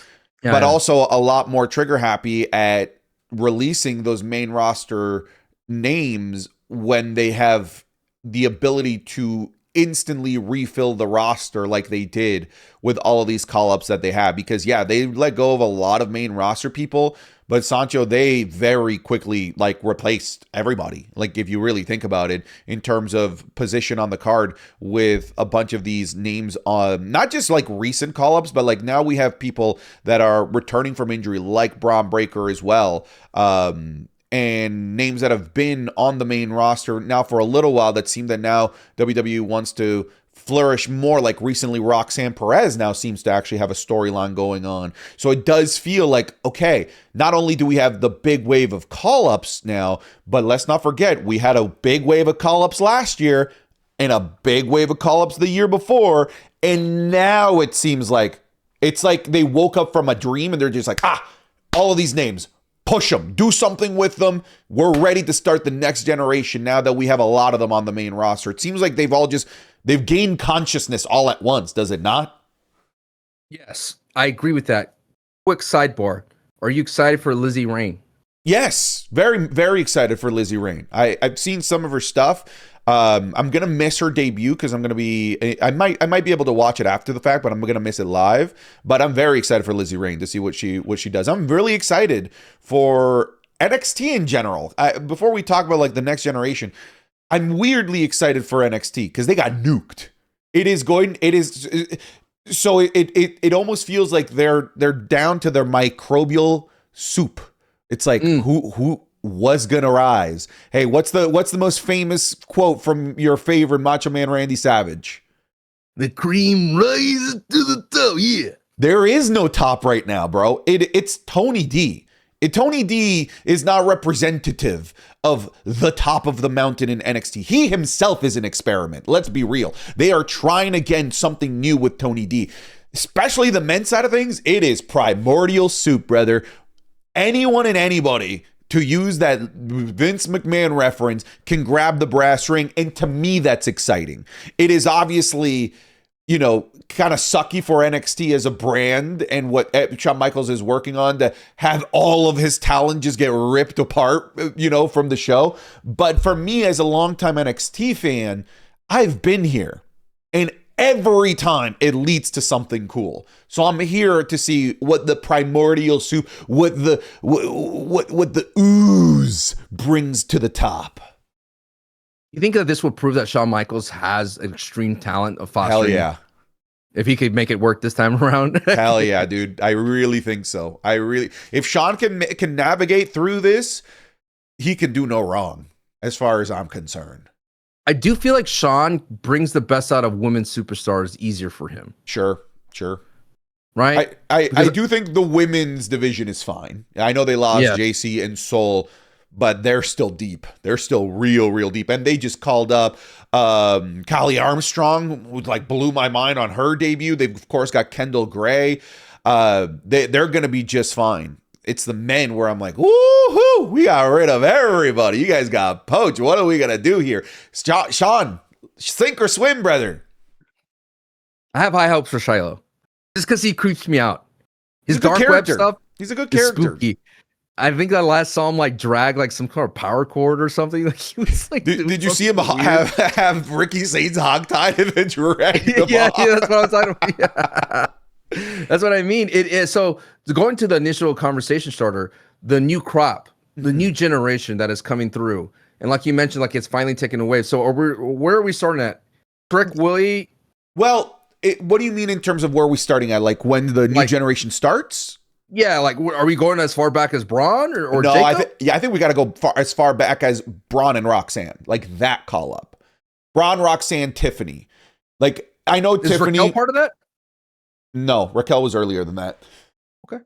Yeah. Sure. the point that I was making is just like, yeah, okay, they've had Carmelo Hayes in there. You know, he's been in there for a while. Braun Breaker's been in there, obviously, for a while. Roxanne Perez. And then we've gotten the recent names before this current crop. We had the big three of Oba, Trick, and Javon. Then we had Jordan Grace. Not long before that, we had Lash Legend. Not long before that, we had Stephanie Vaqued and Julia. And then before that, we had Braun, Roxanne, and Tiffany Stratton. And it seemed like with all of these names, there were moments where like, yeah, okay, we'll try with this one. We'll try with this one. Okay, we'll do a little bit here and there with this one. It just feels like now after this Raw after WrestleMania, and I use the example of like gaining consciousness, a lot of these names are now all of a sudden, let's use them. Let's move forward with this new crop of names. Even those that, we've used, but not successfully, like Roxanne Perez, seems to now have some new life breathing upon her. I do think when Carmelo Hayes comes back from his honeymoon, there's going to be something interesting there for him with Trick Williams and Sami Zayn. We'll see if what they can do something here with Julia upon losing the United States Championship. We'll see. GBM, the most disgusting heel turn of all time. Dude, I died laughing when GBM came out of his own locker room. Hey, GBM! I knew it was Sammy, dude, when he was starting to do this. I was like, oh, that's Sammy. That's a Sammy ass. That's an honorary Oos Sami Zayn. Very oosy gingerbread man. My question, are the Creed brothers a part of that? They definitely are part of those call-ups. We'll see if they actually use them, but they're definitely in that generation that I'm talking about. Because it is interesting, because when I look at Roman Reigns and Jacob Fatu, I would consider Fatu, even though he wasn't an NXT call-up. I'd kind of consider him next generation. I get a feeling that's like a Brett Favre run, Aaron Rodgers type of situation between the two. Explain that to our Europeans, please. Oh, okay. So in the game of football, in American football, there was a veteran gunslinger that you love no matter what he did, Brett Favre. And Brett Favre was at the top of the mountain. He was the quarterback with the Green Bay Packers. This guy was the franchise. It was the number one player. And that dude could go to any bar, any restaurant in Green Bay and get it for free. That's the legend that he has. And then they draft Aaron Rodgers, and he sits on the bench for 3 years, learning behind this guy was a top tier talent. Phenomenal arm. Great player. Just sits on the bench. And all of a sudden, Brett Favre leaves, they get rid of him, and Aaron Rodgers slots in and never misses a beat. Continues the legacy. And the reason why I bring this up, because it feels like Roman Reigns is sitting on top of the mountain, and I felt like Jacob Fatu was that prospect that was just phenomenal right at the get-go. So much so, Santi, they didn't put those guys in the same ring. Anytime there was like, a Royal Rumble moment or something that you had to figure out how to get Roman out of the ring or Jacob out of the ring, there was always Solo Sikoa stopping Jacob. Remember? It was like, no, not yet. And it got to the point where like, when are these two going to fight? And here they are. We finally got that. I know we made the joke as Bloodline Remastered, but this is a different kind of cat, dude. This is Jacob Fatu now with Roman Reigns. This feels different. And even though they have similar wrestling styles, I noticed that with Jacob Fatu, he's kind of formed his own style of doing things. And that Jacob Fatu Solo Sikoa, it didn't feel like a Ryu and Ken type of match. It didn't feel samey. It felt a little bit different. And now that they added a new Tongan death grip to Jacob Fatu, the dude looks scarier. Dude, that unlocked a childhood memory in me because that was Haku's move. And I was just remembering that. I was like, where have I seen this before? And the inner child in me came. I was like, oh my God, that is the thing that they used to do back in the day that was always scary because he just comes out of nowhere and looks so vicious. Did you see how much Roman sweated after that? He was instantly Brock Lesnar levels of sweat. So at the end of the day, you're seeing a battle between Brett Favre and Aaron Rodgers. Here's a question that I've been pondering in my brain regarding Jacob Fatu, because I think he is one of those next generation stars here that WWE seems to finally be ready to cash in on, shall we say. Can we agree that Fatu's losing at Backlash? Like, do we both agree at Backlash? At Backlash? Can we agree that he's losing? Backlash. Yeah. Okay. But I do think he joins the Bloodline. Okay, well, that was my. Thanks for stealing my damn thunder, Sancho. I just asked you a question, and then you just had to add another Sanchoism. My question that I've been running around in my head is like, okay, I know. Wait. I think he joins the bloodline. I eat a bag of dicks. How about that? How do you eat it? One at a time? Or do you eat the bag too? Is it an eatable bag? Is it a spoon? Do you pour it in a bowl? Is the bag made out of latex to keep them all in? Maybe the bag is made of dicks too. Ooh, like, well, we didn't consider that. Like, maybe it's not a bag full of dicks. Maybe it's a bag that is made out of dicks. Ooh, like a fashion bag. Kind of like there's a template and it's like you see so is it hand sewn or machine sewn? Listen, hand sewn, of course. Yeah, man. This is high quality bag of dicks. You only need one from me to make the bag complete, my friend. Oh, nice try, buddy. We're gonna need like 1,000 years. Pretty sure. Wrestling podcast, folks. No, man. We could make like one of those tiny little old lady coin purses. Like, hang on, I've got a penny. Let me pull out my Sancho bag of dick. Give a penny, save a penny, bitch. Oh my goodness. Okay, what I was going to ask is like, what do you do with Fatu when he inevitably loses? Does he just join the bloodline? Is he always going to be like a black sheep within the bloodline? Okay, yes, he's fallen in line, but he can't be controlled very easily. He's a problem. Is he just not going to acknowledge? Is it going to be a continued feud? How can you build on Fatu here if we know he's losing and not winning the world championship from Roman Reigns? Because I think everybody's kind of in that camp that we don't believe that he even so much as has a chance. Can I answer a question with a question? Sure, that's not annoying. No, it's not. I need your knowledge. I sit at the learning tree of the roots of your girth, sir. Mm-hmm. Yes, the tribal bag of dick. Yes. Let me reach into my pouch. The TBD, dude. TBD. Anyways, what is your question, my young chode? My liege, did Umaga lose any luster when he lost? Yeah, especially like when he lost to Cena. I do think he lost a little bit of that luster. They kept it going into like WrestleMania 23 and whatnot. Yeah, I'd say he did kind of lose some of that luster, but I don't know. Why is it different with Roman then? Why is it different if Roman were to beat Fatu, you mean? Yeah, why is it different when Umaga lost to Cena, how he lost his luster versus if Jacob loses to Roman? Why is it not like, he's losing momentum? Because I see it as it's an upgrade for him to be with Roman. Does that make sense? Like because he's Roman adjacent and you always be that wild card, like you mentioned. You can't trust a dog like that, right? Yeah, that's what's going to be presented by, because that's what Jay's already saying. Jay's saying he's unhinged. Yeah, I mean, I'm interested in that story, right? Like, okay, I know Jacob's going to lose. All right, is the plan for him to join the bloodline? Okay, if he joins the bloodline, I don't want him to become a background character because he's found himself. I don't want him, I love you, Roman. I do kind of want him as the mad dog. Like, this is a guy that like will go off on his own and create problems and doesn't just fall in line as easily as everybody else does. I want them to continue with Jacob as opposed to Jacob just becoming an auxiliary piece to Roman Reigns. Keep it 100 with you, Santi. Mm-hmm. It would just make the bloodline 1,000 times scarier. Sure. They have their ultimate enforcer, and the bloodline needs an enforcer. That's the way they work. You got a right-hand man, you got the heir to the tribal chief, and you get an enforcer. And who's that enforcer last time?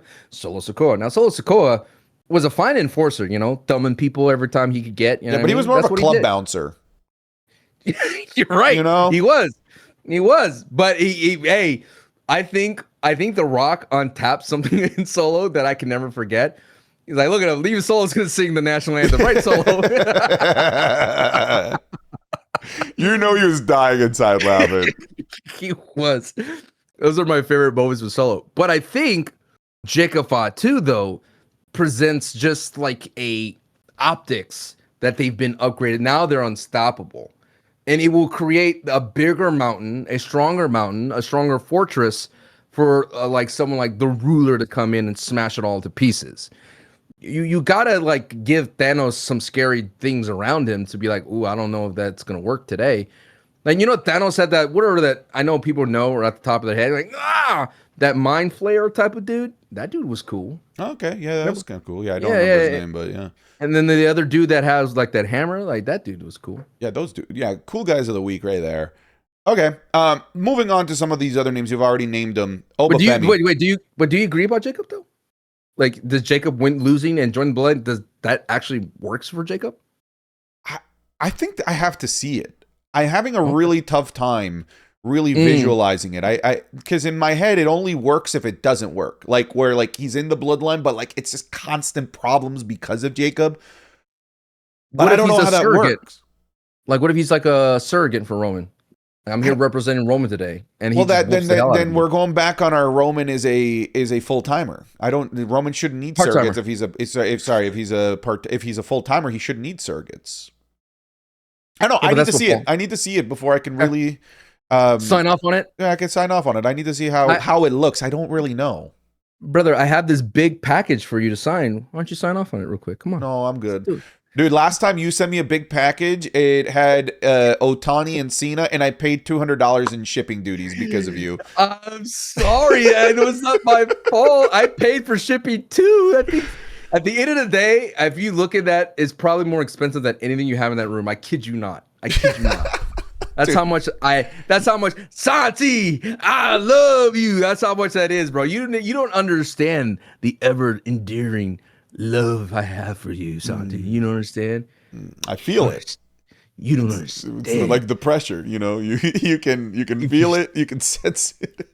You remember when Jacob was like, he's like, I love you, Solo, and that's all he would say. I liked it, man. I liked it. Yeah.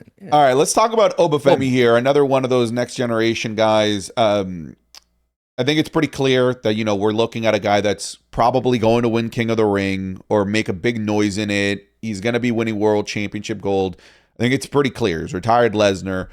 I want to get your opinion here on the Open Challenge. I'll give you mine. I think it's first and foremost, thank God that they want to feature Oba weekly. There was like rumors I saw online that they were going to treat him more like a special attraction. Hell no, he does not deserve to be a special attraction. He's a rookie. They would do that. That's a WWE move for sure. It is, 100%. But like he's a rookie. He needs to be here every week. He needs to get better. He's just coming out of developmental. Like there is a better version of Obafemi that can be developed if they let him actually be there on a weekly basis. It would be robbing Obafemi from improvements if they just decide to keep him off of TV. No, he does not deserve to be a part-time attraction. He is a rookie. Treat him as such and feature him every week. O2 Lesnar was both a special attraction and a rookie that was there every single week. And I hate the argument, Sancho, because I know, and it's okay to be a younger wrestling fan, and it's okay to be new into wrestling. But like, if you're going to make these types of statements, be ready to have a conversation. Oh, well, like he's already beat Lesnar. There's nothing for him now. Anything else is just a downgrade. Grayson Waller, what? Dog, Lesnar was out here beating the freaking Rock, making Hulk Hogan pass out in a pool of his own blood, and then the next week he'll fight a guy with one leg in Zach Gowen. He'll go out and beat Shannon Moore. He'll go and destroy Matt Hardy. Like, you can still do all of these things and be a special attraction and beat them big people. Feud with Taker, feud with Angle, feud with The Rock and all of those big names while still being a weekly contributor and beating up the people you're supposed to beat up. I hate this notion of like, what? Grayson Waller was his next match? Shut up. What do you want? Like, you want him to just only face Lesnar types? Because if that's the case, you're only going to get him once every 4 months. He is a rookie. He just started. He needs the rookie schedule to get better and improve and needs to be featured every week.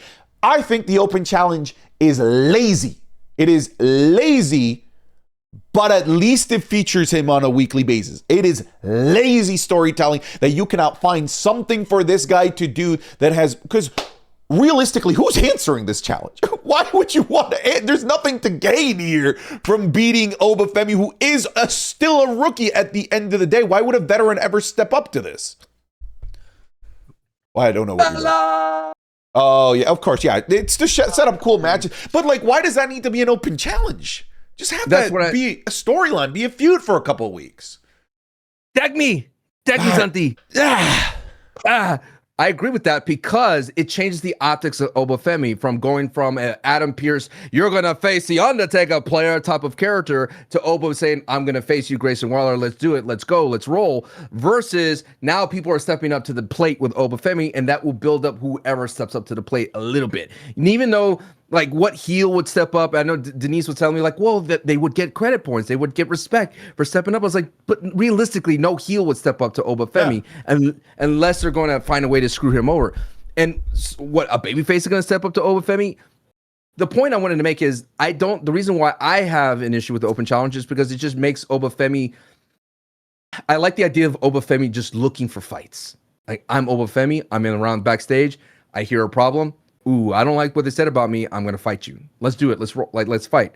Versus I'm going to stand in the ring now, and now whoever comes down the aisle is going to get like, oh, here we go. And the only person that's going to do that is Sheamus. But and I liked Sheamus and Oba. I think that'd be great for Sheamus.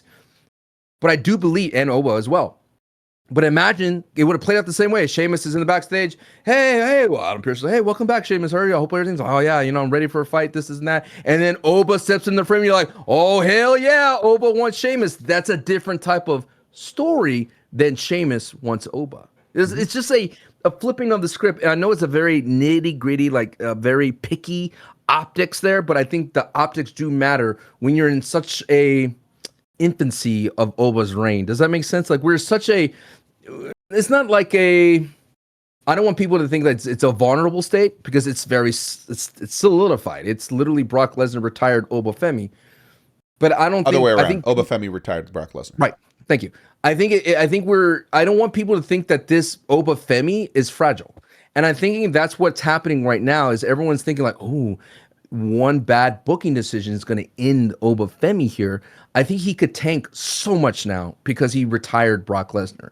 He could be in this weird open challenges where he's going to face random people, and maybe people look great because they challenge Obafemi. But at the end of the day, he's just getting primed and ready, keeping him in the vortex of the WWE's mindset, getting him the reps, getting him out there so you can get the merch and get the people to get used to his appearances, so that when King of the Ring rolls around, there is no argument that Obafemi could have a strong run in it. No argument. If he beats Sheamus, if he beats a Rusev, if he beats a Rey Fenix, right? If he starts beating all these different characters left and right, maybe a returning legend, who knows?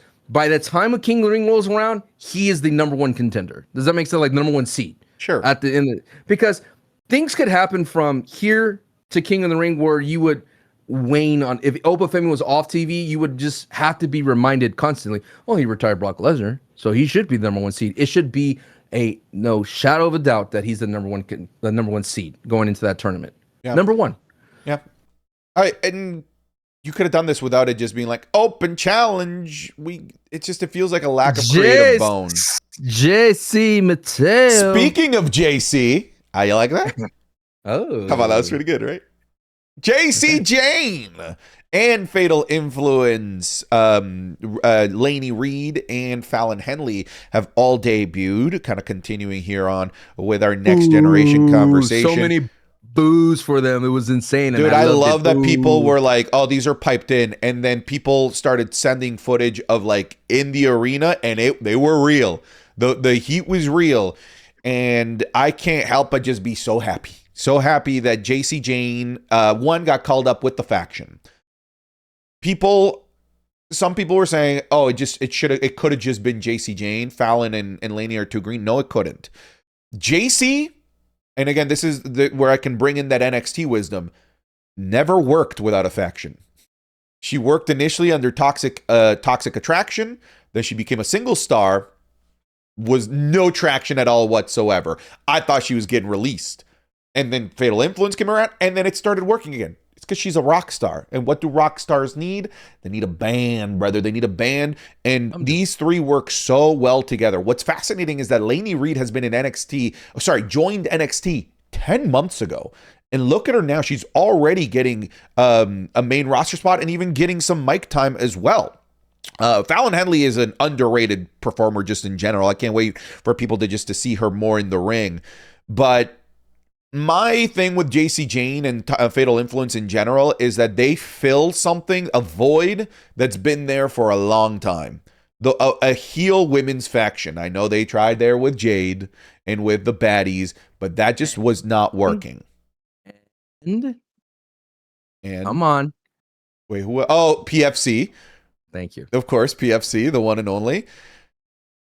They fill a void of something that WWE really didn't have, in my opinion, which is a strong, dominant heel women's faction. And now with JC Jane there and with the initial reception that she got, I think right now, the sky's the limit for this faction. I really think that they could... Yeah, man. I think that this could be a faction that works really well in the mid-card and main event in terms of those tag titles and even the main event titles.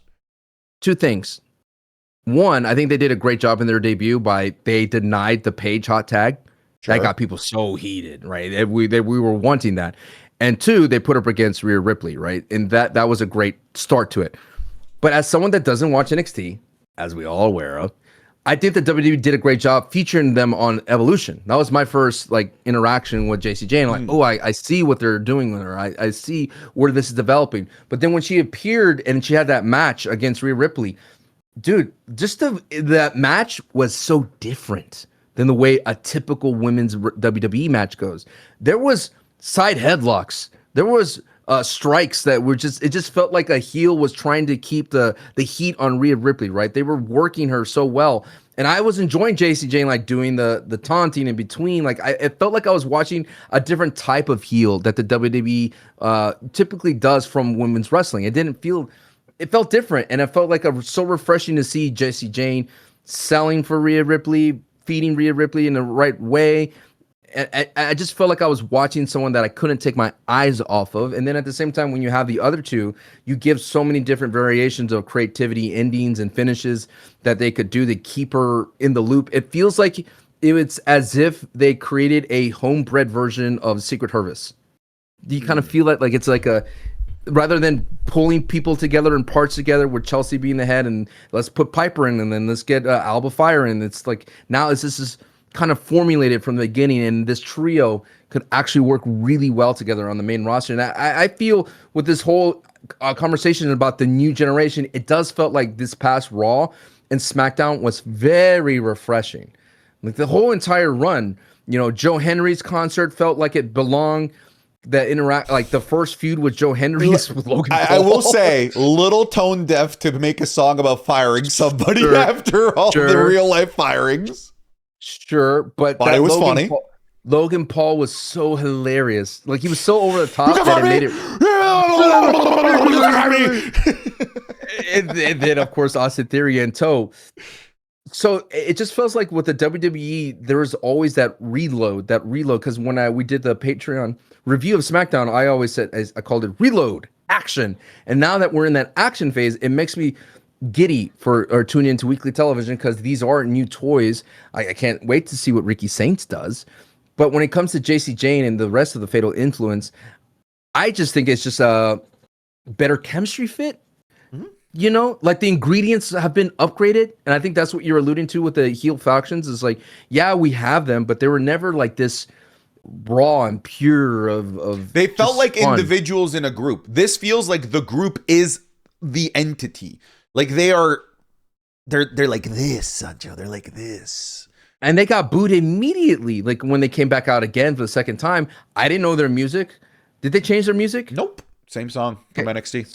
So I don't know the Tintron. I didn't know their music. But when they all hit it, and then you have JC Jane wearing those circle glasses, and everyone just booing them, and she's like, "Shut up, you idiots!" Like I'm all in because it feels like it's a character that was a missing piece, like you said. I like that you said that because it was a missing piece, and I feel like a lot of these roster call-ups are slotting into not necessarily replacing. I don't think we're replacing the things we lost in a sense of the releases. I think we're just replacing the things that the overall show needed. You know what I mean? I feel that way about the Blake Monroe call up. Yeah. I think Blake is one of the things that I said is that Blake is one of one, where there is no Blake Monroe character right now in WWE. It doesn't exist. So she is going to add, she's not replacing anything because there was nothing that is comparable to a Blake Monroe in terms of character work and how she just operates in general. She is one of one. So I can't wait to see what that dynamic looks like on Friday Night SmackDown, because that's adding something brand new to the equation, something that we've never really seen before, if you ask me. To go back to our conversations about AEW, do you think that the WWE's their trope that they try to recreate AEW stories, you think that will bite them eventually? Because I do see Ricky Saints and Cody's crossing paths. I do see Ricky Saints and Danhausen crossing paths again. Do you feel that Blake Monroe is going to be enamored with Tiffany Stratton, a la like Toni Storm? I'm down. I mean, they kind of did it in NXT. She was enamored with Jordynne Grace. They ended up feuding. It was a solid feud. That's different because Jordynne Grace isn't glamour. It made sense. Yeah, it makes sense for Blake Monroe or Mariah May to be in love with Toni Storm, like just be enamored with her and want to be her, almost like what's that movie? Oh my God, is it called The Hand That Rocks? Oh, The Crying Game, where they try to replace somebody, or is it The Hand That Rocks the Cradle? Anyway, one of those crazy thriller movies. So that's how I think. Like, I think Tiffany Stratton is the perfect target for Blake Monroe to kind of be like, oh, I love Tiffy time. My clocks are always it's Tiffy time at home. Yeah. I think they'd be great together. I really think they'd be awesome together. Tiffany Stratton needs it. Tiffany Stratton desperate. She needs something that she could be excited to chew on, because I felt like Tiffany Stratton has lost some luster, not because she's the United States title holder, which was not in a run of show, but I just feel like when Tiffany goes in the ring and she's looking across, and I know it's a weird thing to say, but it's like, it didn't seem like she was excited to be working in the programs that she is now. But if you look at Blake Monroe, Mariah May, and you look at the outcome, the end of the road would be like a Toni Storm type of ordeal. Would the WWE be bold and give them a death match? Tiffany Stratton and Blake Monroe? No. Oh, it'd be cool, but no, I don't think so. You know what? It'd be perfect for Evolution, though. Absolutely. One thing that's really cool about Blake Monroe that I think hopefully translates to the main roster, I think her more than anybody is one of those characters that can tank losses and feel special on the back of them.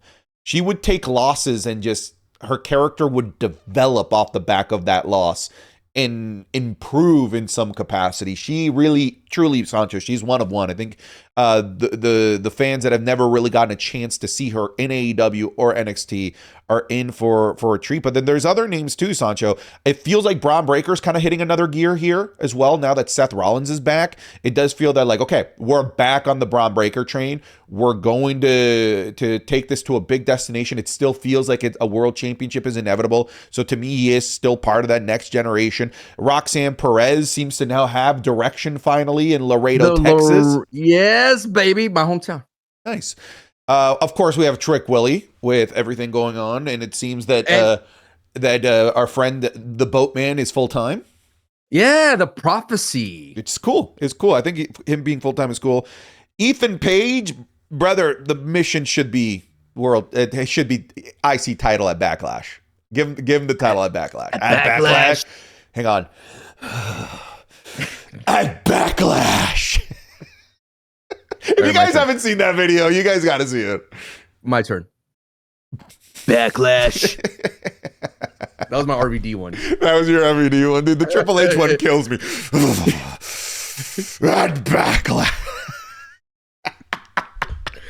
You ever watch that Eddie Guerrero movie, behind the scenes where he's getting coached about, doing pictures and poses? No. It's really cool, dude. It's really cool. Like, he's taking promo photos and like, you're the babyface, smile a little bit, Eddie. And he's like, hey, it's kind of interesting. Oh my goodness. Backlash. Ethan Page. It would have to be a fatal 4-way. I think they would recreate the NXT where he falls into it. Oh, they do that, man. Oh, that'd be chef's kiss. I hope they do it to a T. I doubt they will, but I hope that they do. But I think the mission here is to further the next generation. because the summer feud should be Ethan Javon for the IC title at SummerSlam. That's how we SummerSlam. It doesn't work as well. It doesn't work as well. That should be the path to have two next generation stars feuding for that championship that creates main eventers. That's supposed to Ethan and Javon. To me, it's so simple. It's a 2-night show, dude. You need Mania levels of like. Yeah. We need more 5-minute matches, guys. Come on. Put Javon and Ethan 7-minute classic at SummerSlam. Let's do it. And then just like to really cherry on top, couple Hogan documentary ads right after. I swear people will love it. Oh my goodness. Yeah, dude. I think it is the sky's the limit, like you mentioned. Another name that I know we kind of mentioned briefly that we haven't seen yet is Ricky Saints. Mm-hmm. I have high hopes I hope he steps up to Cody. I think Ricky Saints and Cody would be a really fun Saturday night's main event or a Clash in Italy type of feud. Or if Saturday night's main event, I don't even want to shoot for the stars. What's the harm? Randy's out right now. The next guy up probably should have been Aleister Black, but he's gone. What's the harm? Just, hey, let him step up for a match. Fun feud. Those guys are going to have excellent chemistry with each other because they're good friends. It'd be a fun way to introduce them. So, Ricky, what do you want to talk about? Because what I mean, I hear you wanted elite competition. Well, think about it. He can't go after the Wepa up. He's not a tag team guy. Yeah. Can't go up against Wepa up, right? Good thing Damian Priest is in his own little world, right? You can't get sucked into the Wepa vortex. Don't say that. They'll find a way. They'll find a way. And in what, Trick Williams? Trick Williams is no longer doing open challenges, and he's still busy doing with Sammy. So, and again, we're going down to a 2-hour SmackDown. Not a lot of time to go after some mid-carder, I would say. There's no Rey Fenix is not going to be like the guy. There's no Penta because he's in Raw. You're running out of names for Ricky to feud with if he's debuting on Friday. Which is confirmed. He is debuting on Friday. He is debuting on Friday. I'm running out of names on the SmackDown roster for him to cross paths with. Is it Danhausen? That would be weird. No, that'd be a hard start. Cody. Just start with Cody. That would be awesome. Because we don't have Randy and Cody at Backlash, do we? I don't think that's going to happen at Backlash. I think Randy will probably be taking some time off here. I wouldn't be surprised if we don't get Randy all of May. And then the idea would be to run Cody, Randy closer to SummerSlam. It's 3 PLEs, man. All 3 cannot not have Cody. True. In the month of May. Champion. Yeah. It's just, a simple one-off feud is fine. Just go back to that time, man. Just try it. Throw it at the wall. See if it sticks. What are the PLEs we got? We got Backlash. At Backlash. Saturday's main event. And Clash in Italy. Clash in Italy. It has to be Clash in Italy, right?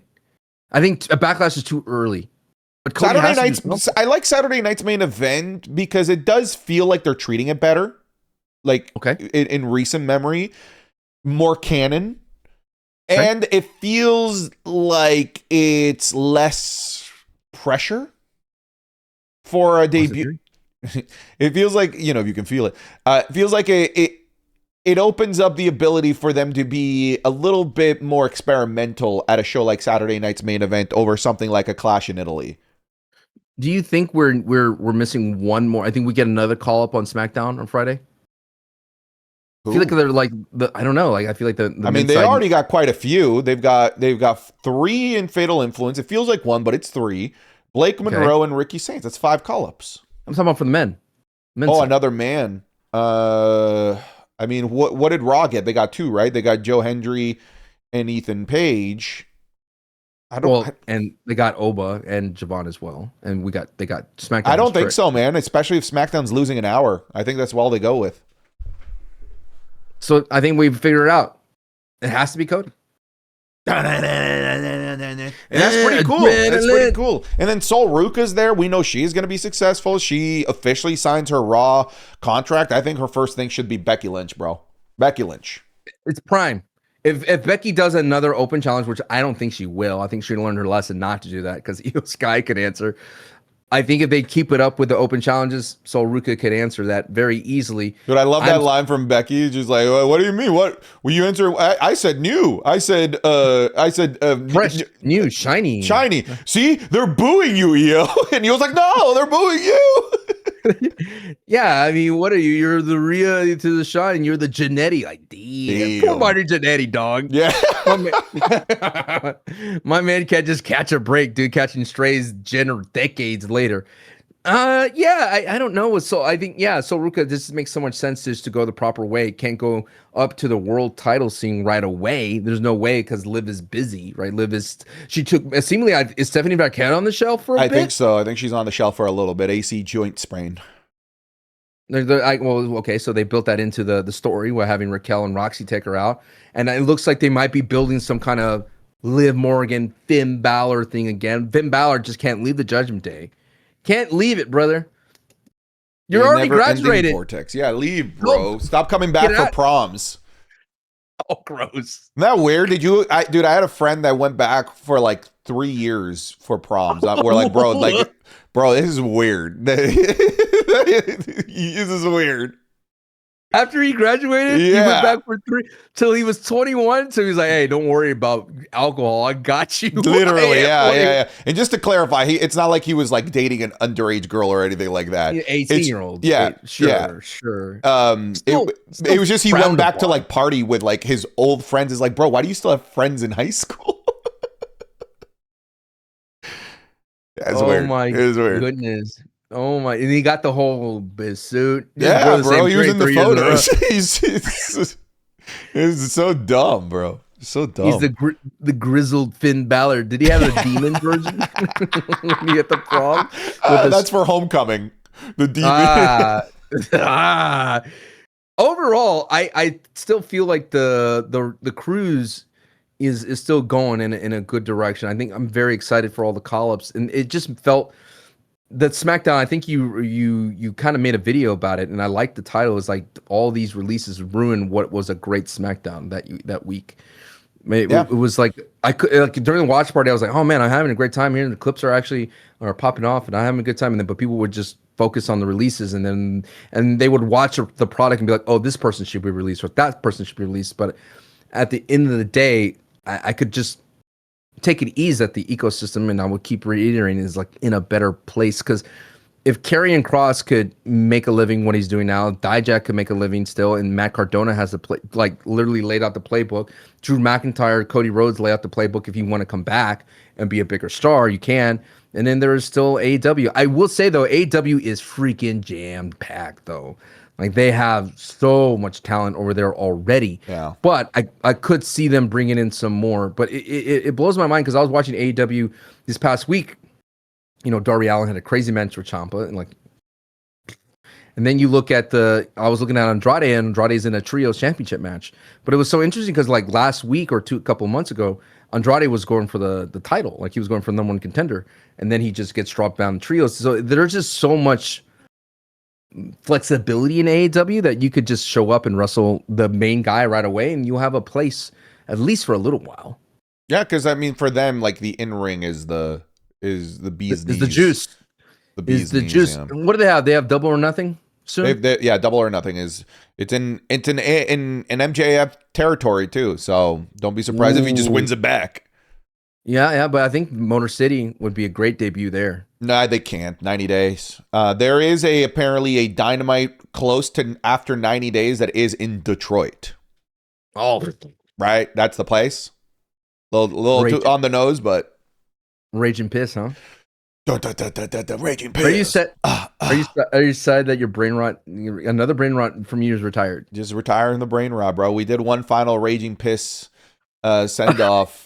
On Friday. It was emotional. But Sancho, let's start to wrap things up. Let's do our new heat order here. I got it. People were asking about it. We don't have a new two people were really upset. Don't leave, dude. If we ever did this live and people started getting up, I would hate to do it. New Heat Order is the buzz and excitement that we're excited to see next week. They have to appear on television, and we kind of like take their stock and we rank them. It's a fun thing. We got Goose Lesnar out there keeping track for everything. And last week we didn't have it. So who is the New Heat Order this week? Who is number one for you? Is it Oba in the Open Challenge? Is it JC Jane? And I'm leaning Fatal Influence here. Ooh. Put it with the bullets. Fatal Influence. I like watching everyone's reactions because it happened in such a weird point in the match because we didn't expect it. We're waiting for the Page hot tag, and then all of a sudden we're like, oh, JC Jane, oh my god! And then they're like, oh, the rest of them are here. So very cool stuff, and that means we're gonna get tag team match. Do we get a tag team match? We're definitely gonna get the 6-woman match. Rhea and Charlexa teaming up against Fatal Influence. Against 3 former world championship title holders. It's cool, man. It's cool. Number 2, any love for the recent call-ups? Joe Henry, Ricky Saint hasn't appeared yet, but any love for those cats?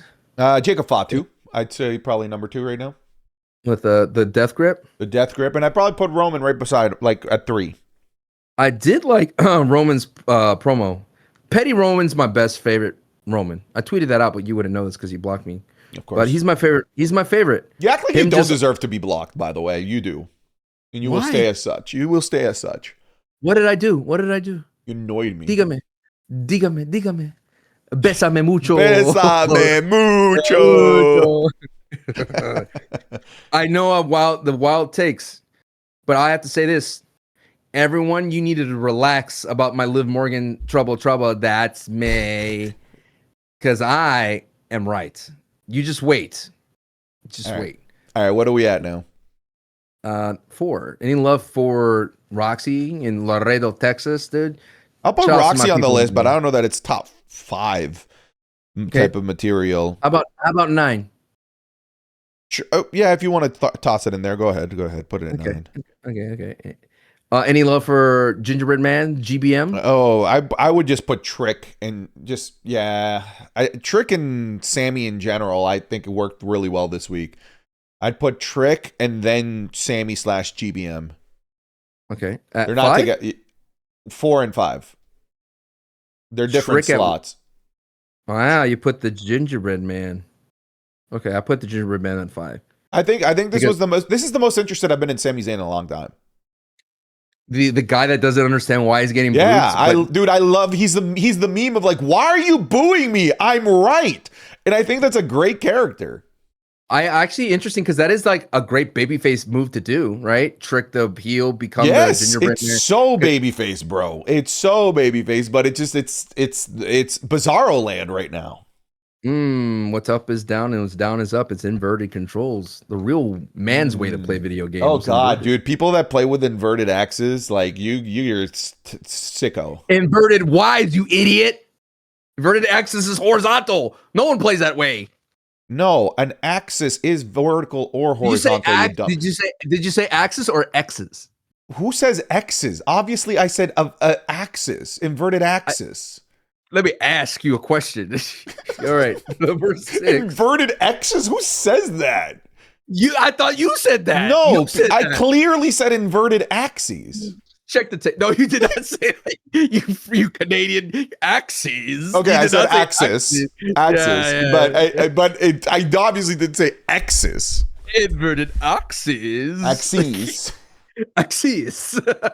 From now on, if you want to say axis, you got to say axes. Axes. Now I know what you mean. Anyways. Number 6.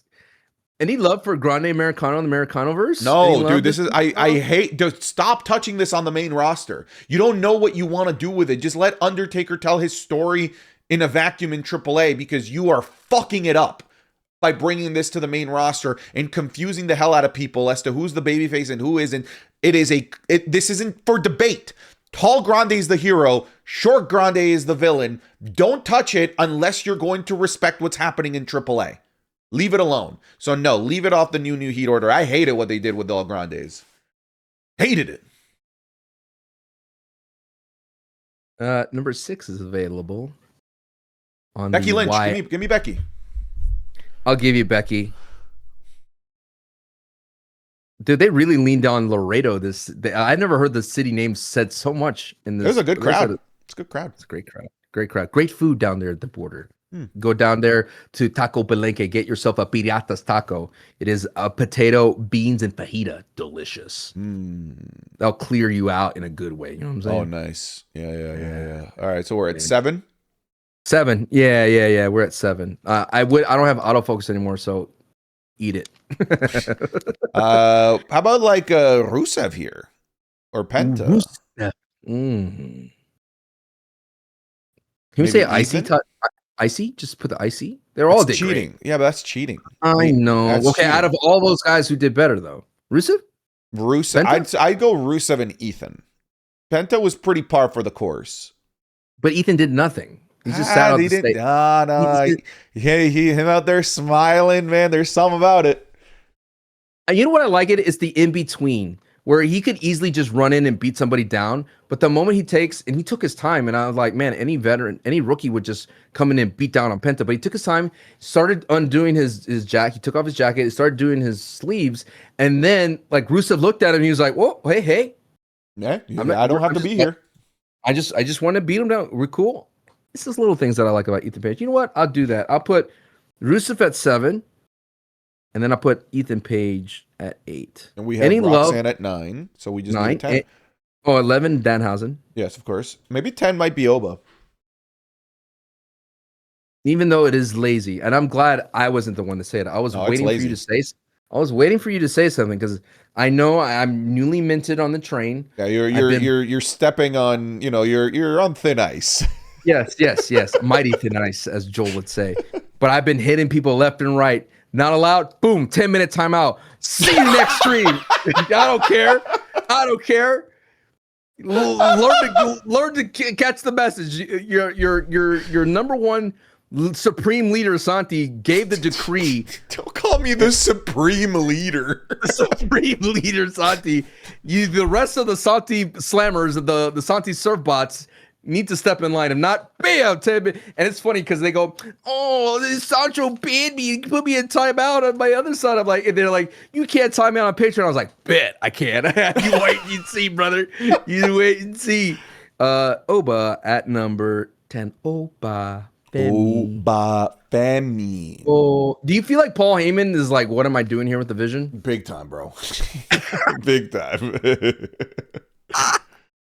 I did like I know we glossed over it, but I like that promo between Seth and Braun Breaker so good. When he goes, oh, what Seth goes, what did you do? Did you call Big Papa Pump? So I leave you this pod with this one question. Do we get Big Papa Pump before SummerSlam? No, we don't get any of the Steiners. No, I don't think that they will. I don't. Why dude? He's a loose cannon. He's a live TV loose cannon. Say Steiner 3 times and then say Big Papa Pump without invoking. He followed me on Instagram, Big Papa Pump. Dude. Like literally yesterday, probably from the clip of that. So maybe. Did you pop for Big Papa Pump? Did you go? Did you do that? I did go. Oh, holla if you hear me. Oh, holla if you hear me, dude. Yeah, if you want to see some unhinged promos, Scott Steiner for sure, bro. Folks, thank you guys very much for watching and listening to this episode of The Wrestling is Cool. And number 10, Oba Femi. Number 9, Roxy. Number 8, Ethan Page. Number 7, Rusev. Number 6, Becky Lynch. Number 5, GBM. Number 4, Trick. Number 3, Roman Reigns. Number 2, Jacob Fatu. Number 1, Fatal Influence, Ash. I can't wait for you to see the full Fatal Influence entrance. Hopefully they do it justice on because they've got like a whole routine. It's pretty cool. Oh, is it like Powerpuff Girls or Sailor Moon type of vibe where they all have poses? It's very Sailor Moonish where they come out all 3 together and like there's really cool camera work, and then like once the music like there's like the beat drop, JC Jane like points to the ring, and then they like separate and go on different sides of the ring, and they do their poses on the side of the. It's cool. It really does feel like a whole unit being led by JC right down to the entrance. Is it like the guns, the baby guns, where they came out with many men and they do that? It's kind of similar to that. It's kind of similar to that. You'll see it's got some similar vibes. I think that's a great comparison. The Guns entrance, yeah, very underrated entrance, by the way. That's a great entrance. Not many people talk about it, you know. All right, folks. Well, thank you guys very much for listening to this episode of the Wrestling is Cool podcast. An extra special thank you does go out to our $15 patrons. They are the producers of the show, and as such, get their names read out on the air.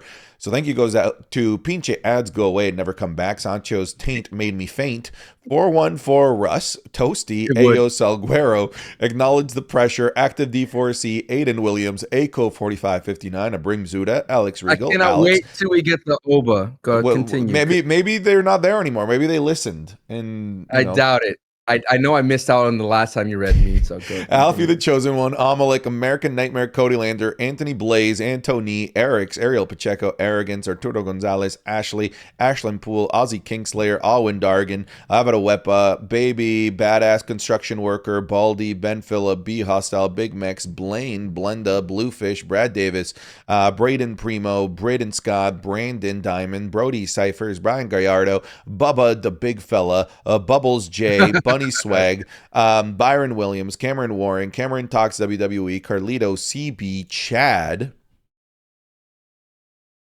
Chance Painter, Chandler Swinford, Chris Butner Lucas, Chris Kyle, Christian Anderson, Chucky Gonzalez, Clayton Warford, Colby Mayo, Cool Whip Tim, Crispy, Krusty Dingleberries, Damian Martinez, Dan Schubert, Darth Squiggles, Darth Taters, Death Taxes and Hogan Posen, Death Taxes and Weekly LA Night Botches, Dejan Salgado, Derek Barnhart, Devin Newsom, Dirty Dom for Undisputed Champion 2026, DJ Bates, D Lopez, Dominic DeCoco, Drake Hughley, Dylan, Eagle Steve, Egg Toast, El Juan de Americano, El Jochi, Ardem Yazici, Eric Ruiz Romero, Ethan Richardson, Evan, ISAD Still Not Allowed Sancho, Fletcher Walpole, FMFCMA, Foster JK, Freddie Trejo, Freelance, Hot Takes, Frenzy Wrestling, Freezer, Fugnux, I'm not Fugnux, you're just Fugnux. I'm not reading the whole thing. Gavin talks about Get Ready to Oil Up Santi, Give Me the Pressure Fresher, Gilbert Deans, Glass Eater, Godspeed, Goonhausen. Underrated name. Goose Lesnar heel turn because no new heat order. GXA man, Harrison is better. Heath Robertson, Henry Volpel. Hey Santi Fap Sancho's Santi Fap Sancho's allowed. Hey, yeah, I said so. Hey Shakes, Ian Kelp. The Supreme Leader speaks. Yeah, drag your nuts. It's Magic. Inks. Isa says podcast 2 asking Sanchi to pay for All In. It's Astro Kid, Jack Gibley, Jack Harris, Jack Mueller, Jacob Saffel, Jake, James Armin, Jassu, Jason Flynn, Javier Rodriguez, Jaden Lawrence, Javion McDuffie, JC Worley, Jeremiah Alston, Jeremiah Finley, Jeremiah Kelly, Jahihi Ahihi, Joe Benitez, Joe Exotic, Joey Romig, John Nosey, Jonathan Cox, Johnny Owens, Jordy Marte, Jose Olivares, Josh Gilbert, Josue Navarro, Juan Lamelli, Juan Vega, Julian Dean, Juliana Sarfi, Julian Wainwright, Justin Brooks, Justin Perkins, Caleb Martin, Kevin Bega, Kevin Clark, Kilo, Cody Barker, Christopher Gutierrez, Kyle Hart, Lawrence Richard, Liam, Life of Brian, Lil Shifu, Look, It's Pac-Man, Wepa, Luis Jimenez, Luisito El Calvo, Majed, Mark, Marnie YCSM, Martis Taylor, Mason, Matthew Oberg, Mossy, Mackay, Micah Davis, Michael Kissel, Michael Murnane, Michael III, Miguel Paredes, Minoru Suzuki is goated, Muhammad Albanai, Nate Finley, Nemo, Nicholas Protopapis, Nicholas Kyle, Nicholas M. Deskivage, Nico Vance Refrigeration, NyQuil Pad, Noah, Odin Sword, Old Man Rican, Oliver Hammonds, Omar Ghazawi, On This Day, I Fajitas, Oren, Nash Mias, Oscars, Obi-Wan Kenobi, Pat R, Pat McMark, petition to now call it the Mexican Destroyer, Philip Dumas, Prince Vegeta, Puppet Spanker Johnson, Raiders for Life, Randomly Chosen, Rangadog, Rainier Neko, Reaper God, Red Hot Wepa Peppers, Ricky Dutcher, Rip, Raging Piss, and Sancho is from Canada. Yeah, I heard you're Canadian now, bro. Rose City Savage, Roy Alexander, Ryan Halberg, Ryan Muniz, Ryan Spradley, Riley, Sadie Brink, Salty Dad, Sancho denied the Air Nomad. I don't want to read the rest of this because I don't know what that means. Sancho doesn't like donating to charities. Sancho is a knucklehead mexpastin. Okay. Dude, I do that all the time now. You want to donate $1 to children's and military? Like, yes. Sancho said Oba's got big meat and nice shirts. Oh, okay. That's a compliment. Okay. If you said that about me, I'd be like, oh, thank you. Thanks for lying, but I'll take it. Sancho said Oba pushes a pull door. Sancho said Oba scalps Pokemon cards like a bum. Sancho said Oba locks needs a retwist. This is fun. Sancho thinks Oba likes George R. Martin. Sancho West, everybody, exactly, no pop. Sancho said Oba eats corn the long way. Santi, you saved my life in 2024. Look at I'm getting all serious now, Sancho. We want more Oba memes. Anyways, but yeah, I'm glad I helped. Sauce God, Saudi Rig Bugs, Savage Field, Scott Rico Gaming, says Shane, Shannon Bryant, Sean, Sheldon Hickman, Shitstain Nagamura, Zergoon a lot. That's a great fucking name. Skylar Bashir, Slayer, Smag, Stay True, Sugar Shane, Super Malachi, Galaxy Housen, the gay community, the original Second City Saint, the Patriots own the Chargers, the LA Knight Mega Glazer, the final boss, Bloodline Rules. Bro, we're gonna have like a bunch of like gay community ones next week. I sent you the one of him talking about his new arcade and the best top comment, the game community. The game community. Tom Shucksmith, Tom Dodd, Trevor Harder, Trey Hunt, Tristan Rebko, Trouble, that's me, Tubhausen, Turner Dahl, Ty Jones, Tyco, Tyler Bouchard, Tyler Brand, Tyler Logan, Tyler McGarry, Undead, United Saint, Unknown Zero, you're no longer welcome to San Diego, we West Coast, motherfucker. Oh yeah, I made the argument that California counts as the South. And they were so mad. I told Denise that she's Southern, and I mean anything below me, man, is the South. You guys touch Mexico and California, you're the South, like it or not. No, we're West Coast, brother. West is like that's Hawaii. That's West Coast. Y'all are just the South. You're just fancy South. On Utah Beach, geography don't lie, brother. It's in the South. Venom D, Tyler, Verzo, Voidsy, dude, and like Denise was rattled by me saying that she's Southern. You derailed the train of the Denise run of show? Oh, I always do. It's my job. That's what I try to do, destroy her show. Walter, there's a wrestling match in my ad soup. Juan Pablo, Wayne Heiser, Wayne, we got thumbnail Sancho before GTA 6, Wepa, that's me.